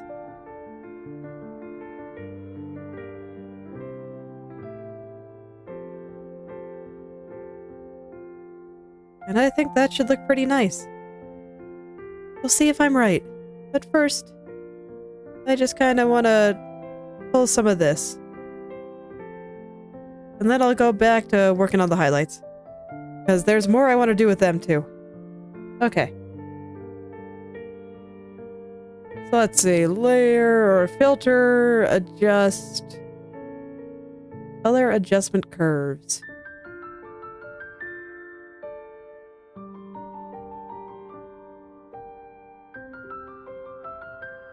Let's see. This isn't quite doing what I want. So let me actually just try it with the what are you called? Color balance. I want to zoom in a little for that. Because I think color balance can do it because it'll only affect highlights. And I can just make them a little bit brighter here.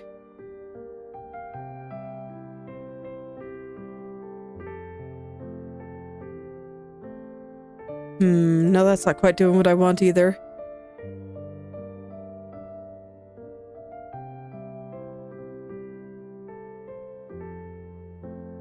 How about levels?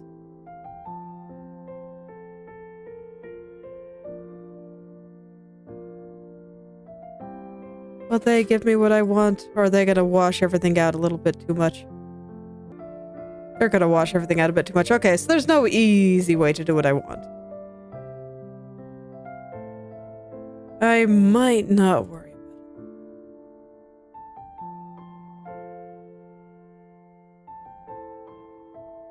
I guess the color adjustment curves weren't doing too bad.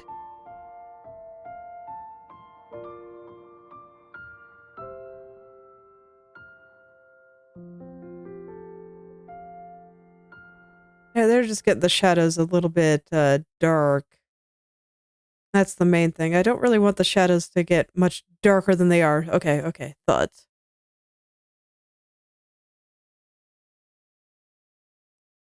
Please stay put.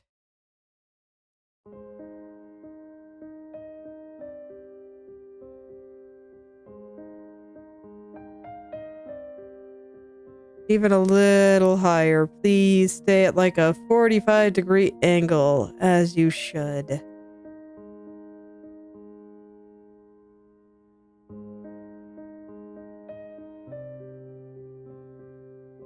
This is the weirdest curve shape I've ever used.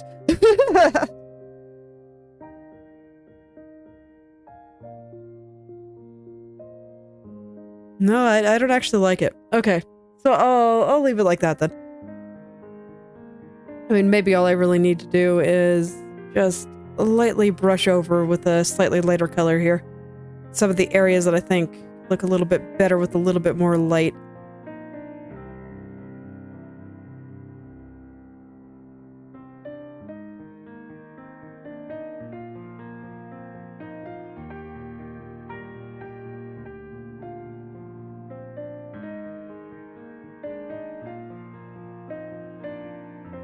Okay. So basically, I actually thought that the curves that I had there were okay, but I don't want that kind of effect just on the hair. So if I want to adjust the contrast, I feel like I kind of have to do it with everything, and I'm not ready to do that yet, so maybe we'll do it like this for now.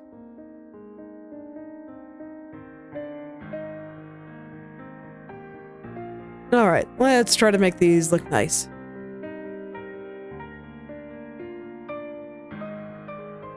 We're gonna make him glow. Look at him go.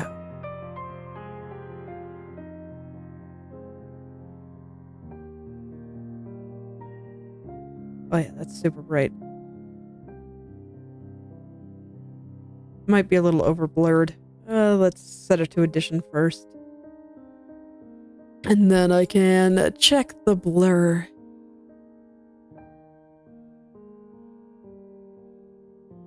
Okay, that's pretty good.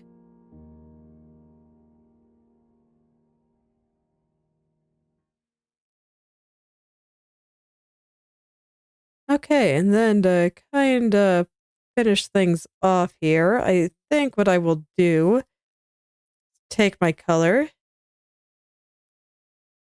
and I will set this layer to addition as well. Yeah, that's going to be pretty good. And I'm just going to go ahead and brush in some lighter areas. Color dodge might actually work a little better. Let me test. Yeah, I think color dodge works a little bit better. Addition is blowing it out just a little bit too much. And I just want to brighten up the areas around the highlights and make them look a little shinier.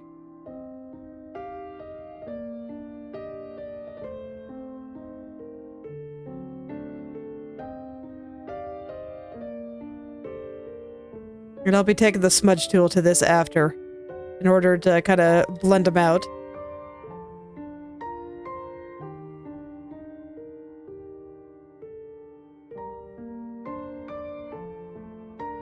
Okay, but after that, I think it might be about time to start on the face itself.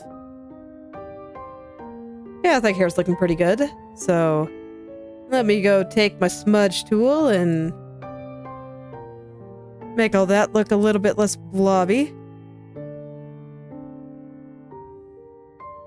And then I can take my airbrush and clean up some of the other shapes on the hair and stuff. At this point, I'm going to have to be careful to use my swatch because I have altered the colors with some adjustments. So what I color pick may no longer be accurate.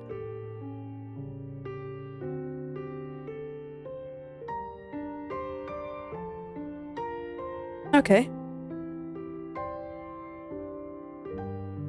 And then similarly, I think I want to add... I guess I'll leave it on normal. Well, no, I probably do want it on multiply. And I just want to add a little bit of dark spots. Kind of like what I was doing already.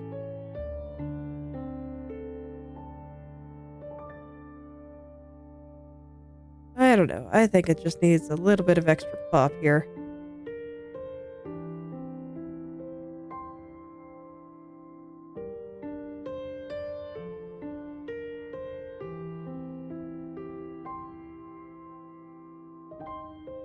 Just in a few places where I'm not fully satisfied.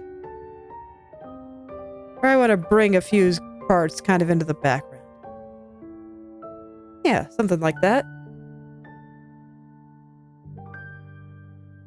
And then I'll just grab my smudge tool and kind of push it around a bit. I like using the smudge tool for blending hair-like things. I think it works pretty well. There are some spots that are still just looking a little muddy to me, so I'm kind of hoping that this will help.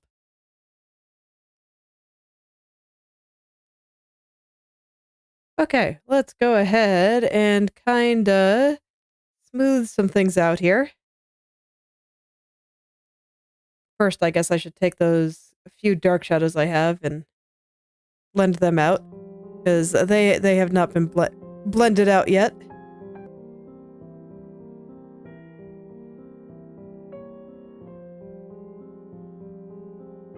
And then I can go back and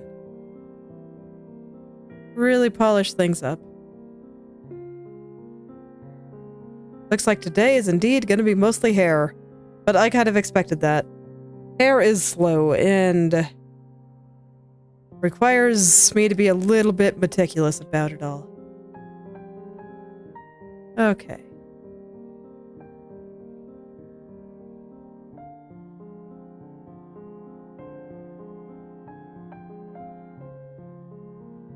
But now I just kind of want to clean things up a little. And then I think it'll be good.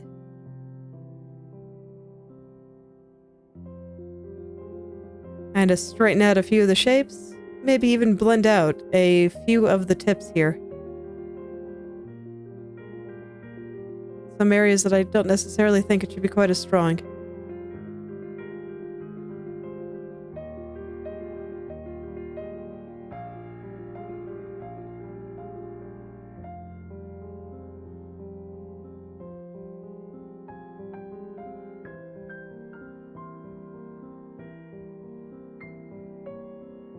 Ended up not trying very many things, but I think it looks okay. I don't know. I'm still not entirely satisfied with how I do hair. It's something I gotta figure out. But I'm not quite sure what to change here in order to get something I'd like a little bit better.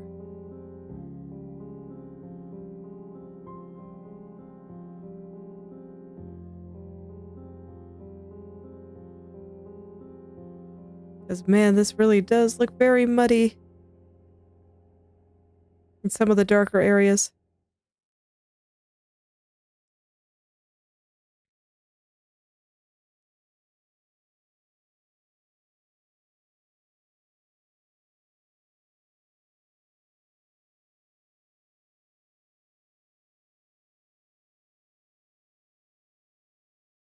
Alright, let's darken up this spot a little bit.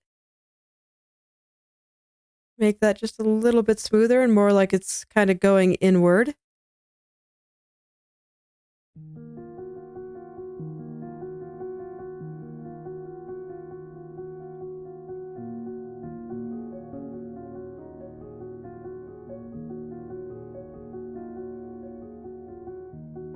Gonna go in and press a little harder through a few areas, just bring some of the texture back in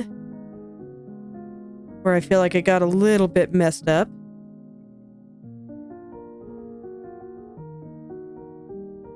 Yeah, I can see where I tried to darken up certain areas, and that probably contributed to the muddy feeling. Okay, so note to self, don't do that. Gradients are appropriate for certain styles, but not this one.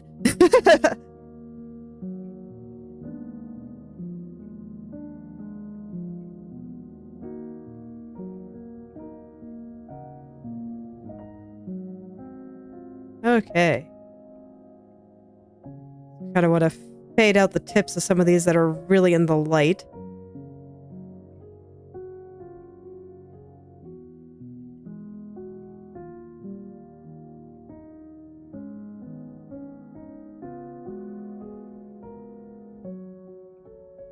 And here, I probably want to bring some of it back, because this is all very blurry and nebulous, and I am admittedly not a fan. Let's bring a little bit of it back here. You can see I'm still trying to keep kind of the strand-like texture. Very important when doing hair, to be consistent in your texturing.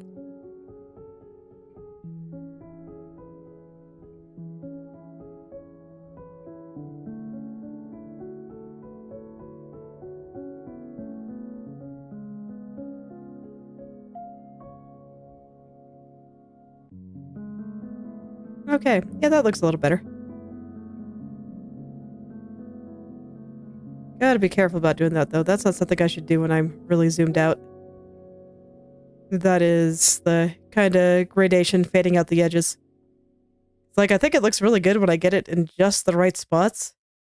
But if I'm in the wrong spot, then man, does it just take everything good out. Yeah, I gotta be careful with that. That is some dangerous tech right there.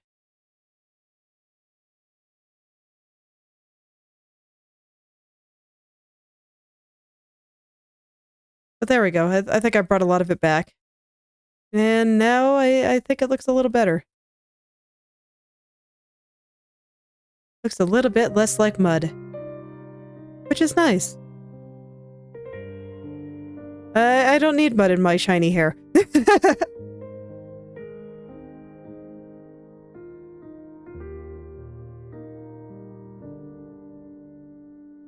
Alright, how are we doing? Alright, seems pretty okay. Yeah, the going back and just cleaning up a few places really helped. Good. I was worried. Okay.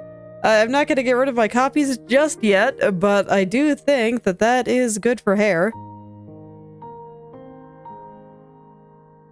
So let me see. What do I want to do with her eyelashes?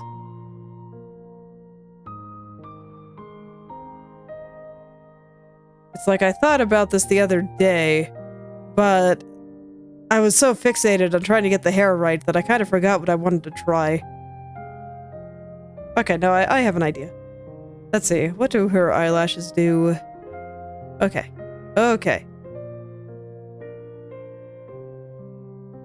So, a lot of the time I do render the entire face before I do eyes.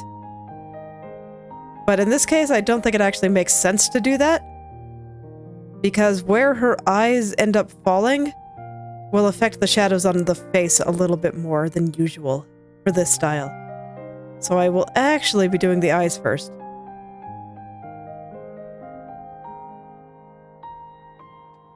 So I guess I'll get started on those. And we'll see how far I get. I've been looking forward to drawing these eyes, so this should be fun.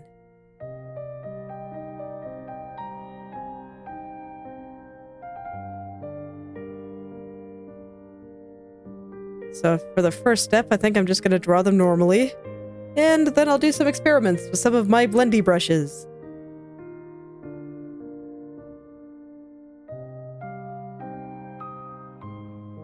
And I'll see where that takes me, and I'll be sure to keep backups, just in case I mess it up.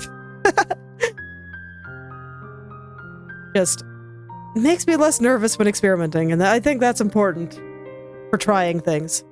Because, like, if I try to just do something when I don't know if it's gonna work out, I'm gonna be hesitant. There's gonna be a little bit of hesitation there. So, better just to remove that hesitation.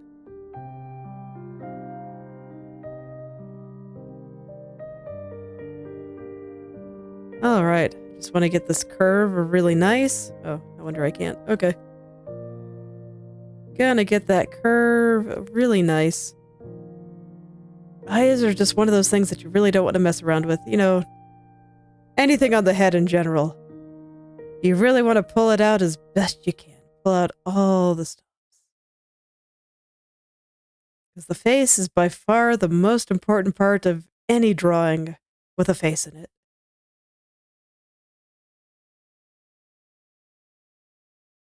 I think that's why when you see a lot of scenery paintings, and then they put a person in just for scale reference, that they often draw the back of the person. And they do not include a face. Because they want you to look at their nice scenery and not the face. So it's better just not to have it in those circumstances.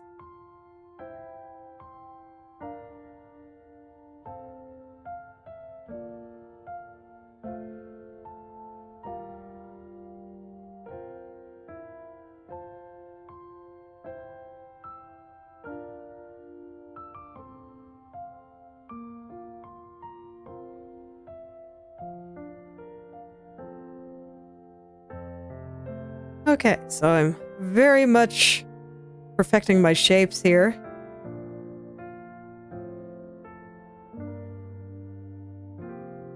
Okay, but I think that looks pretty good. Let's see, is the top lash thick enough? I don't know. Your eyelashes are kind of thick there, so I think I'm actually going to make the top lash thicker.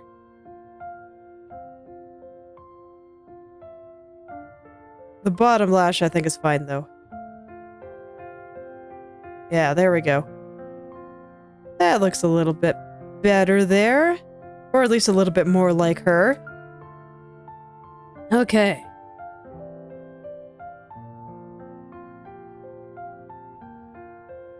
Thanks. I haven't really started on it yet. I just got the little bit on the eye white. But it's okay. They will be rendered soon. It is the next thing I'm going to do. Now that I am confident in my facial proportions, I can actually do them.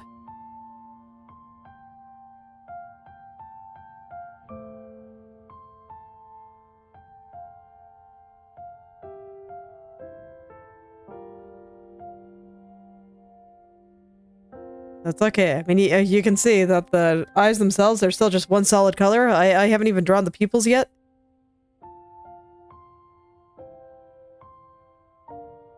But soon that will all change. It's very exciting. Eyes are like one of the best parts when you're doing the anime. They are fantastic, because you can do whatever you want, and it'll be great. So that'll be a moment where I can just kind of play around with light and stuff, and I'm kind of looking forward to it. So we'll see how far I get.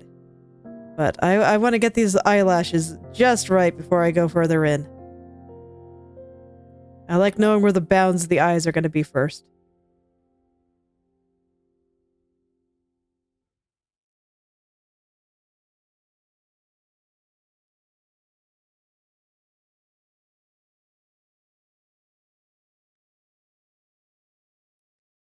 And much like before, I ain't messing around with this curve. I'm gonna get it just right. Sculpt it just right.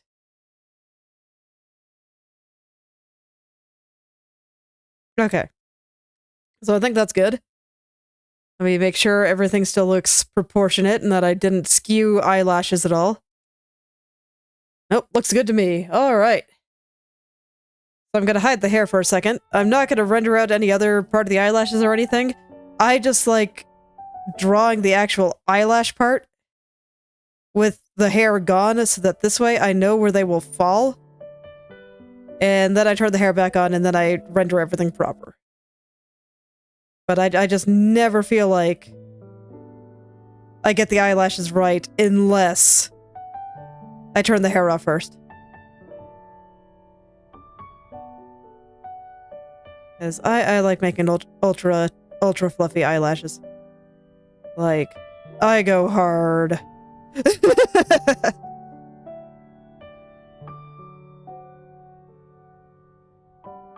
Making them super fluffy just makes me very happy. So I do it whenever I can.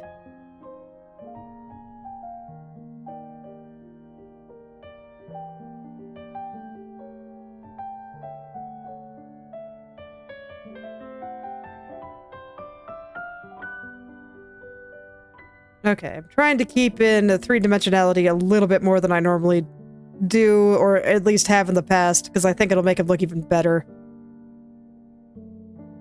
So I'm being a little bit more careful, and I'm not just going, wee. It's so hard not to just go wee.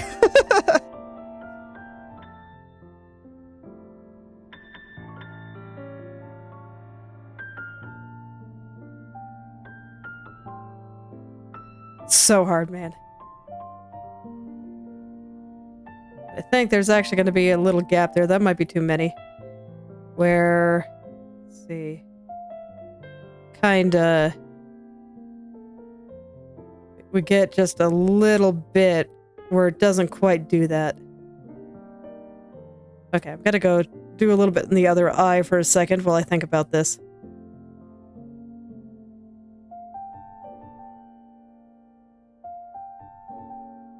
So this eye, probably not going to be quite as fluffy, just due to the angle that it's all at.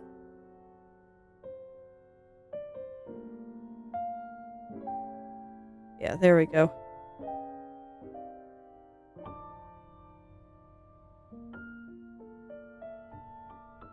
And then just little tiny guys over on the bottom lash. But I do like having them there. I think it just makes everything look fluffier.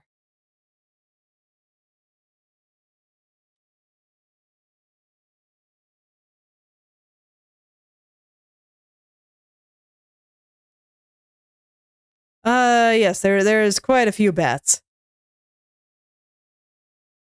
They are in the foreground, and so they are just hidden right now while I finish rendering her. But at the end of every stream, I always turn the foreground back on for a little bit, just so I can check composition and stuff. So you'll be able to see their kinda vaguely sketched bodies then.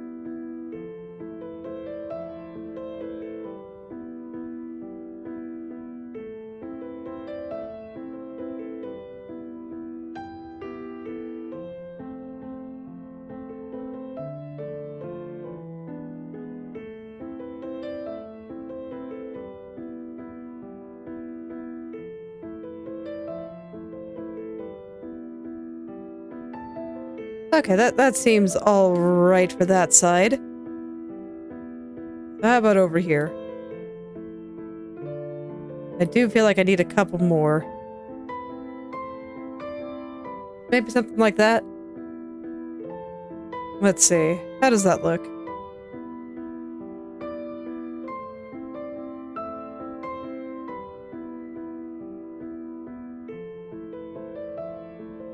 Not quite there.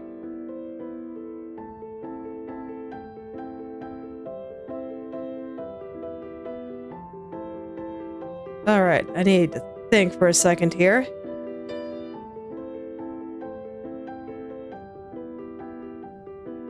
Just to make sure that I'm satisfied.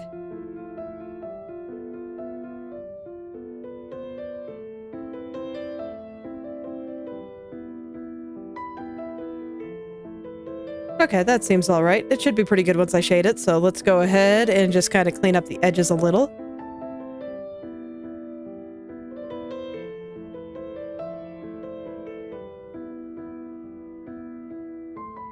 Okay, and I think this is where I duplicate, just in case. Now I try things. So what I wanted to try... Oh god. I just wanted to maybe... blur the edge there. No, I hate it. Okay. Well, that was that. I was thinking about maybe blurring the edge just a little. But, nah.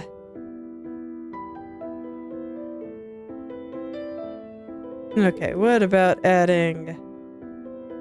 highlights? Is this not the eyelash layer?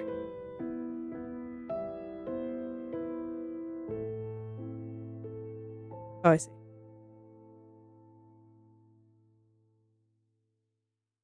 Okay, there we go. Got a little bit lost for a second, but it's okay. Ah.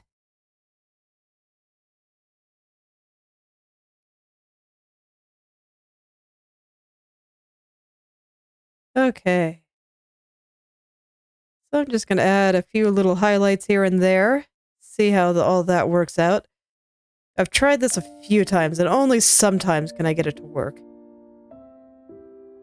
So I'm just trying to pay very close attention to where they actually come out of the eyelash, or I guess the side of her head there.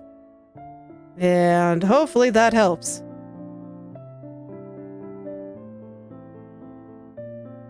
Yeah, I think it's helping.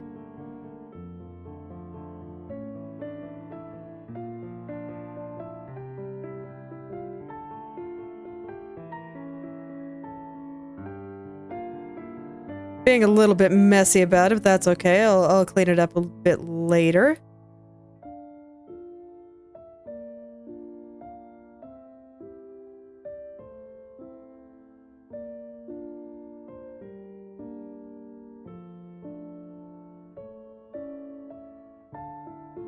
I don't know. How do I feel about it?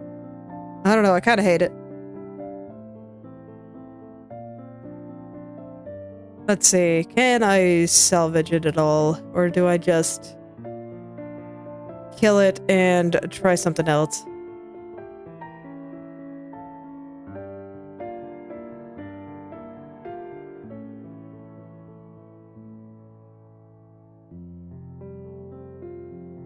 I guess that's a little better.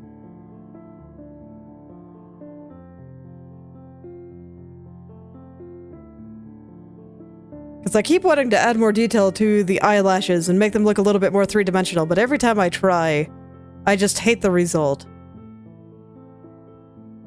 And part of that might just be that I draw too many eyelashes, and I should really tone it down. But it's hard, because I like drawing the really fluffy eyelashes. I probably make them too small, if I'm being honest. Okay, you know what? I'm gonna try again. We're in eye territory now. So I want to make things really, really nice. So let's try making them bigger. I won't zoom in as much. So I'm going to try combining a few of these together instead of just leaving them as one mass. Okay, you know what? I'm actually going to shave everything off. And I will create a backup without any eyelashes on it so I can try a few different patterns. So we're gonna back it up here.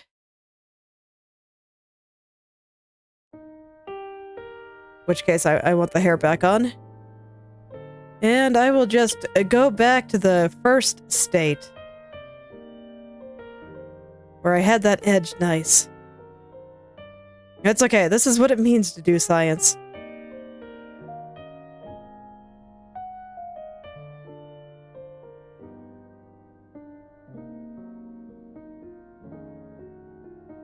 I still think there's potential in what I do. I think there's still potential in nice big fluffy eyelashes.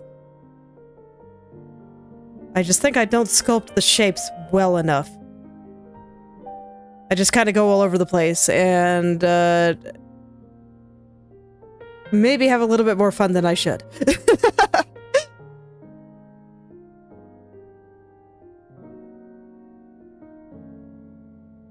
Actually, you know what? I want to change the shape of the eye a little bit. With this kind of smile, I gotta have eyes like this.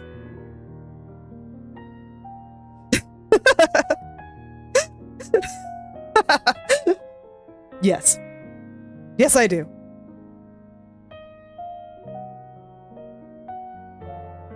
That is wonderful. Okay.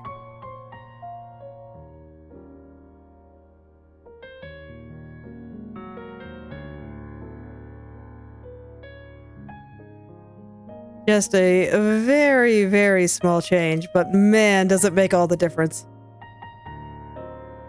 Okay, I'm glad I went back.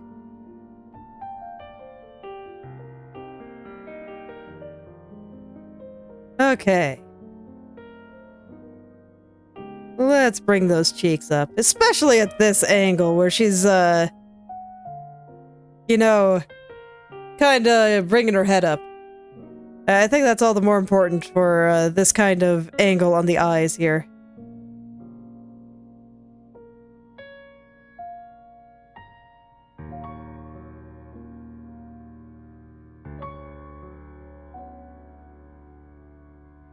Okay, and I'll do it on the other side too, but I kind of want to finish up this side before I get into the other. Okay. I am happy. I love them. I love them. I'm gonna tone it down just a touch, but I love it. Well, naturally.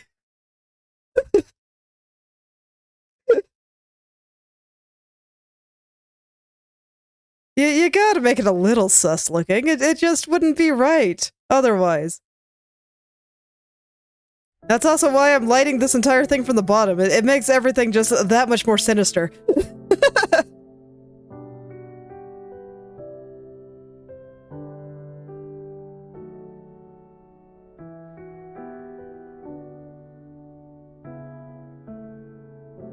Okay, and her eyes are pretty soft, right? Yeah. So I don't want it to fold that hard on the edge here. So let's send it back up like this. Like it's a little square, but it's a soft square. Gentle square.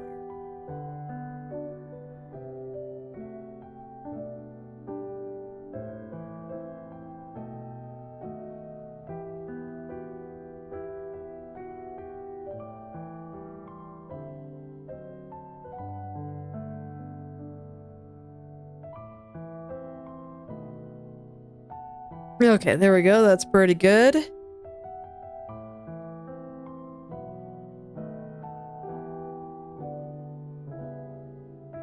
Just getting the lash the right thickness now. There we go. And then I'm just gonna go back and make sure that all the top lashes have been removed. And I will do further experiments on a new layer so I don't have to do this again.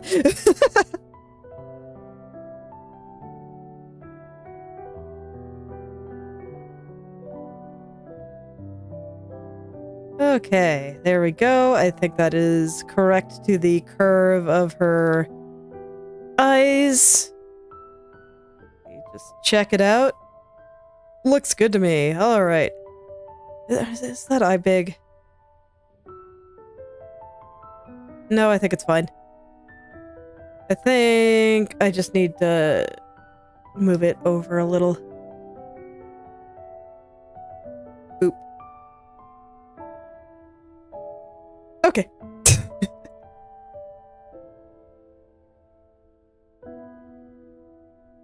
Okay, time to do the same to this side.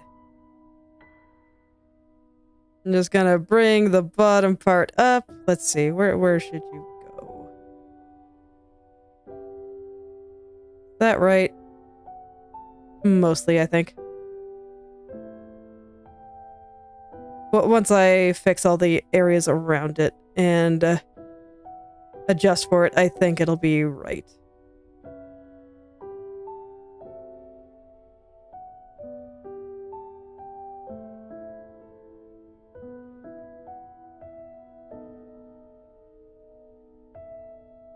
This is why I like to do the eyelashes before I get too deep into the eyes themselves.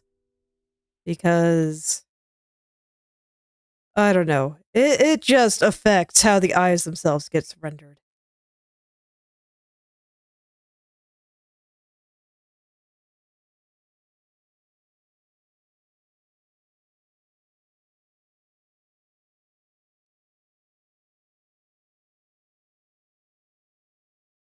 Okay. There we go. I will clean a little bit here just so I don't get lost there. Okay. Now then.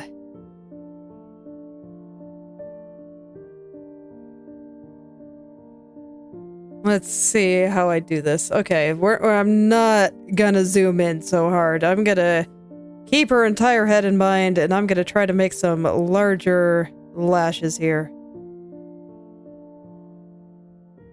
I still want them to be nice and fluffy, of course.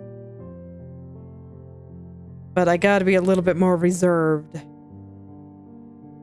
They gotta be bigger.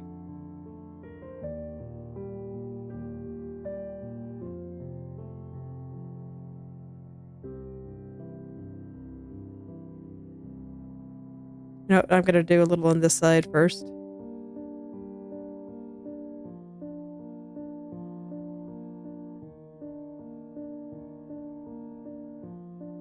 I guess that's fine, especially since this is gonna be covered up, but...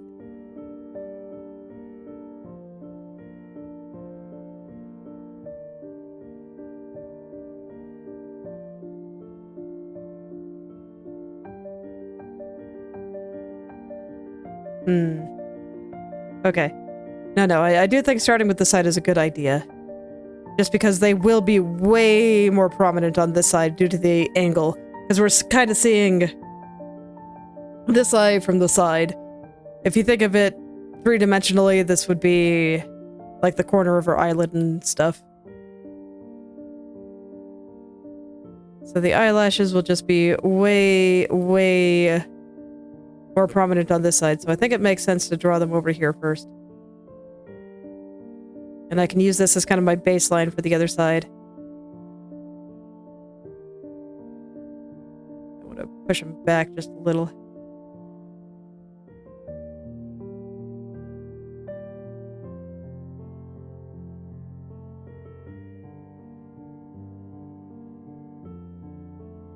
Okay, that's pretty nice.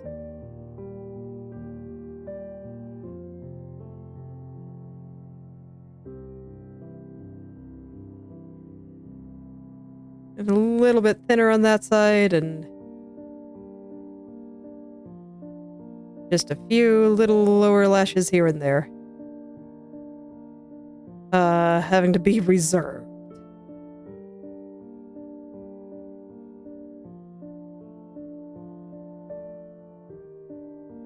Do I want to do anything in the middle there? It just looks so lonely to me. It does. Let's do a little on the other side. See what I can figure out here.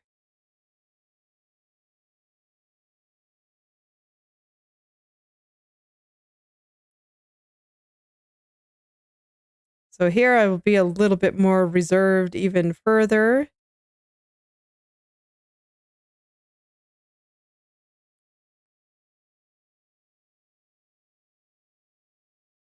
Yeah, that's good. Okay.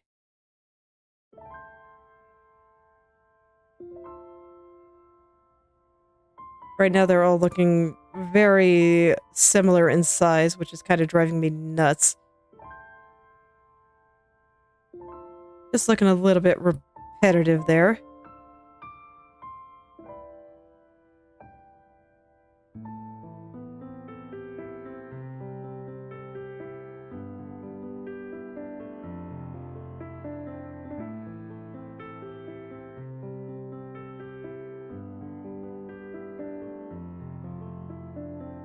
And I'm not going to worry about rendering it all out perfectly, because a lot of this is going to be covered by the hair.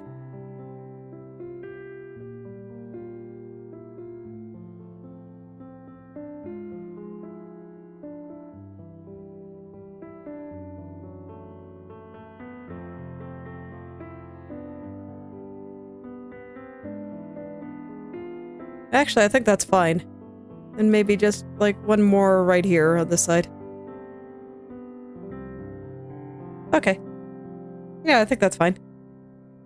Yeah, it looks pretty good, actually. I'm still scared, so I'm not gonna merge just yet.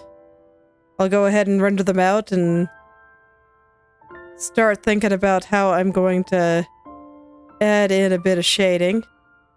I think that the hair color is probably a little bit too bright.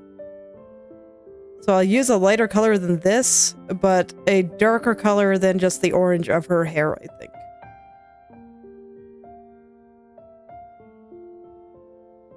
But experimenting with eyelashes is something I've been meaning to do for a long time, so... I think it's good that I did it here.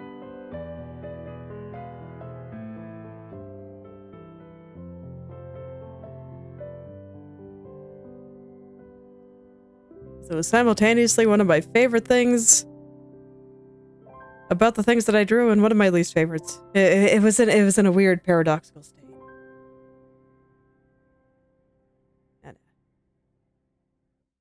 Okay, yeah, that seems good. Now then, how about just ye old basic shadow color? Is that good? I can't really lock the layer unless I merge it. Okay, I'll go ahead and make my backup, and I will merge. Okay.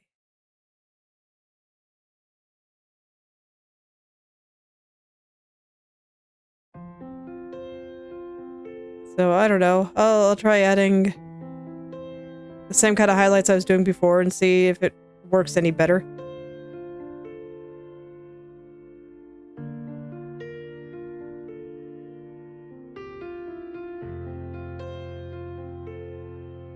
See how it all shakes out.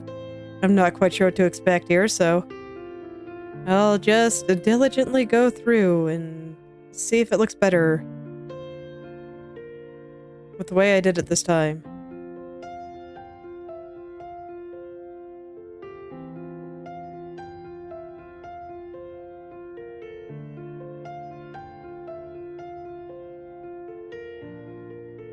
Alright.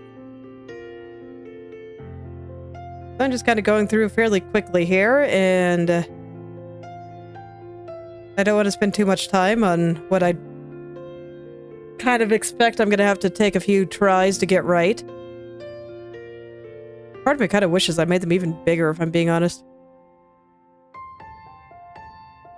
But I feel like even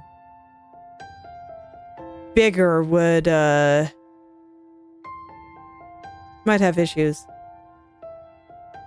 Let me do just a quick check. Like, if I made them just honkin' huge. Yeah, that's too much.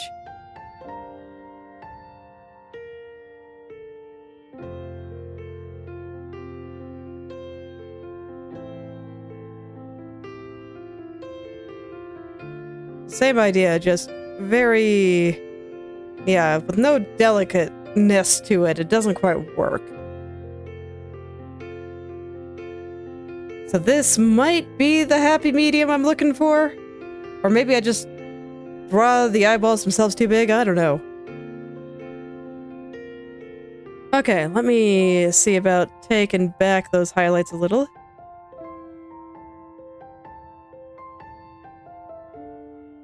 And then maybe adding just a little bit of the skin color, question mark. A few areas over here in the corners. I don't normally do that, so I figured I'd try it. I guess it's okay.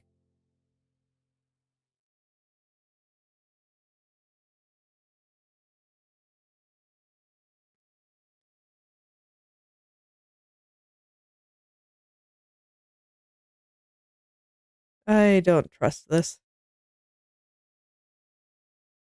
I'm gonna duplicate. Okay.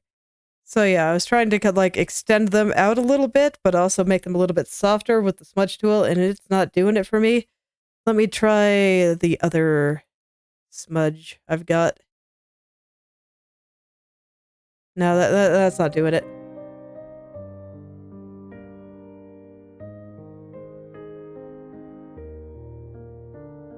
So I don't know. I just feel like the tips are not soft enough.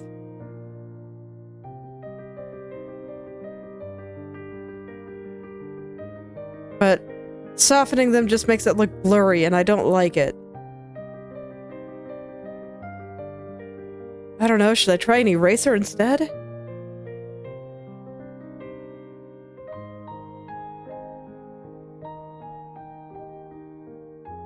No, I don't think that works either. Am I just being silly?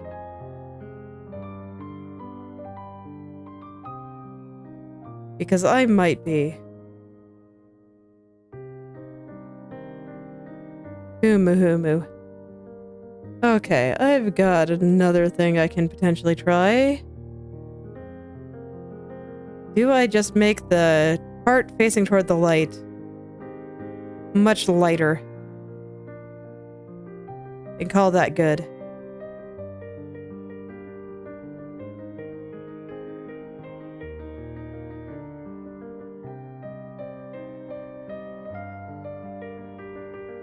Look, it's just hard when you're perpetually unsatisfied with the same thing.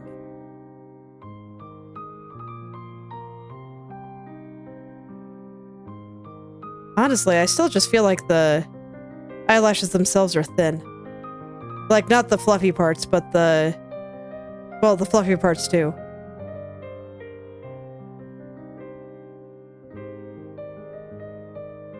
If I feel like they're thin... if I go back here...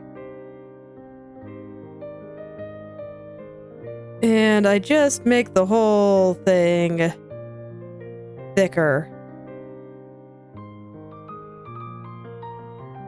Just really bring it out. Starting to look a bit raccoon to me, which is why I always make them too thin, I think. I am letting myself be caught up in common sense. As opposed to just really what stands out. In illustration here. I will just run a quick comparison.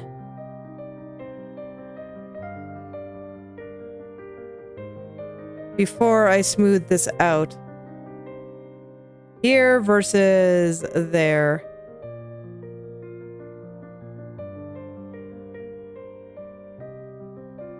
Yeah, the extra thickness is actually really good. Okay. And I don't even think I need to, like, redraw everything. I think I can just kind of combine these two things. Clean this up.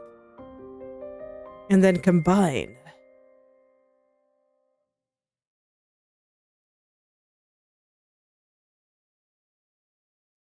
Okay, yeah, I'll give it a try.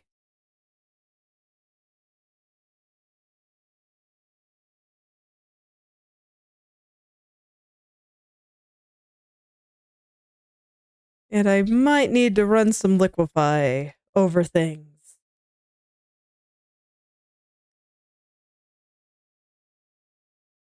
Just to bring out the eyelashes just a little bit.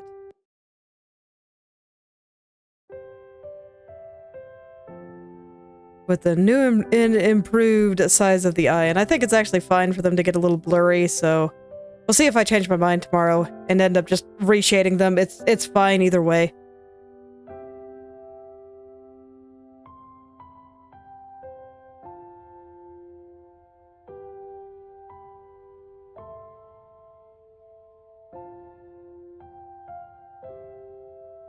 Okay, sometimes I just gotta change things up a bit.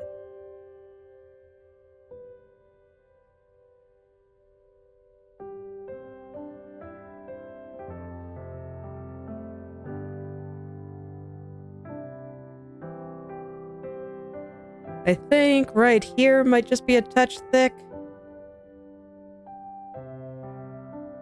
Okay, but that does look a lot better. Yeah, just a tiny little change there. Okay, cool.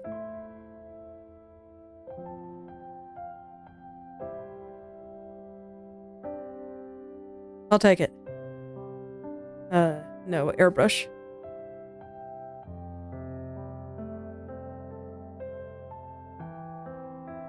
Okay, yeah, that looks pretty good. I'll see how I feel about it tomorrow. I don't think I have enough time to get into the eyes proper, but I'll go ahead and just do the eye whites real quick. Those will be pretty quick. Because all I really have to do is take my airbrush and just go whoop. Whoop.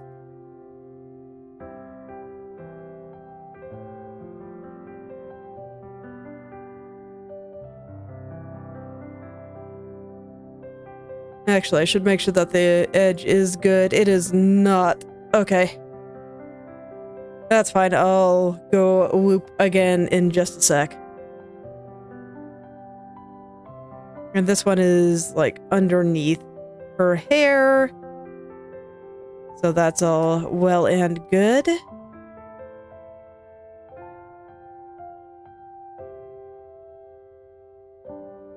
Oh, hey. I do not have my usual eraser here. There we go.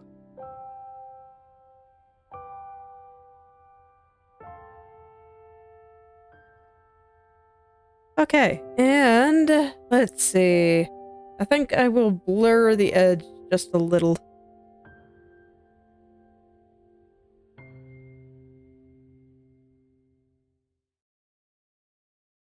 Gotta be particular about it, though. This one might actually make more sense to do with the airbrush. Okay. Okay, and now I can just do my thing. Let's just put in the little shadows here. Again, since it's all being lit from the bottom, the part that will be in shadow is the bottom instead of the top. So there's probably a little bit of shadow on the top. Let me check my references. How are eyes lit?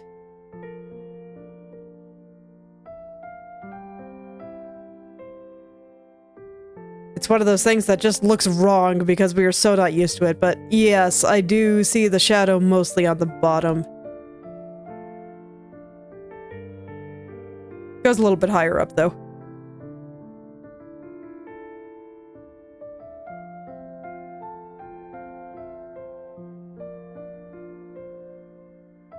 Okay. Yeah, and then from there, I will be able to, yeah, go to the rest of the eyes. I'll make sure that I like the hair still, and I guess I will put a little bit of work into the eyebrows real quick.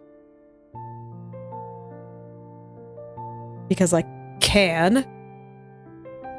Okay, so once again, I think I'm just gonna put a little bit of a more extreme highlight at the bottom here.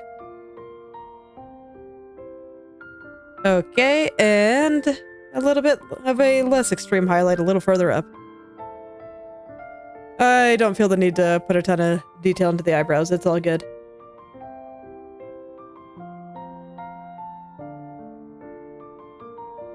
And then I guess I just blend it out a little.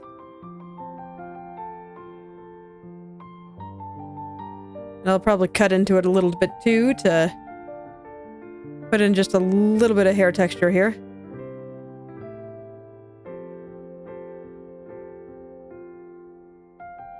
Not too much though. And then here where we kind of see a little bit of the inner corner, I'm gonna actually cut into it like that.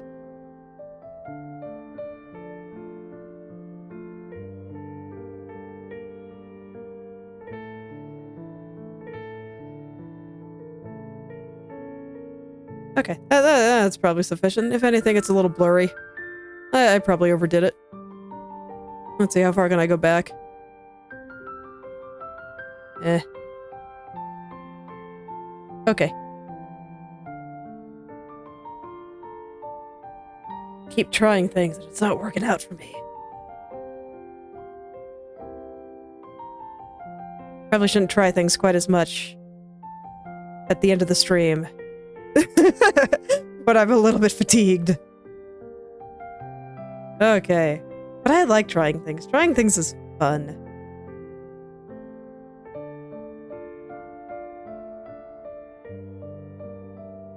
And they're just eyebrows. Okay, I will add just a few little hair textures here and there, though. I want to keep her eyebrows pretty neat, though. It's kind of hard to figure out where to put them, so maybe I should. Maybe I should just grab my color, do what was working pretty well there, and call it good.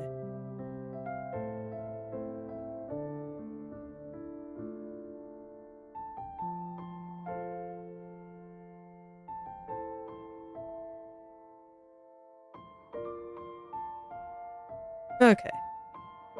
That's probably fine, actually. They are a fairly minor piece. Are her eyes big? A little.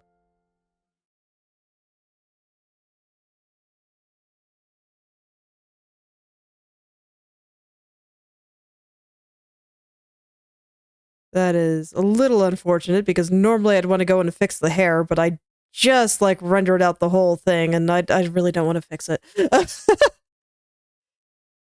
So let's see if I can do it without having to touch the hair.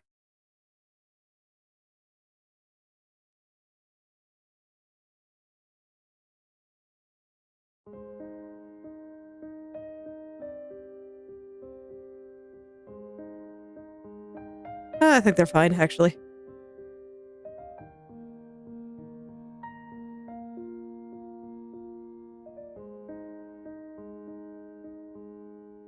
I think this one is just placed wrong, and that's what's making them look really big.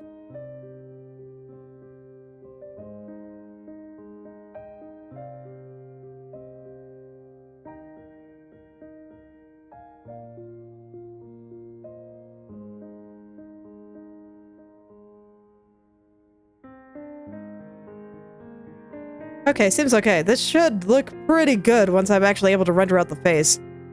Because right now it is a lot of the weird light in the face that's making things look a little weird. Let's give her hand back. Yeah, man, just the small change in the eyes made a huge difference. I like it. Okay, so I'll add my very rough backlighting back, and there's the bat. Hide the swatch. How are we doing? Yeah, I think things are looking pretty good. So, there we go. We have mostly finished hair today. And we'll get into the face tomorrow. Of course, the face is gonna be one of the parts that takes the longest because I always put the most effort into it, and hair in particular. Always takes a really long time, but yeah, I think it's looking pretty good. I'm looking forward to getting into the clothes, honestly.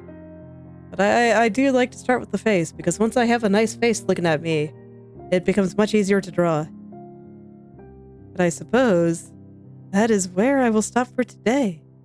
So, thank you all for coming. And I hope you're able to make something wonderful today.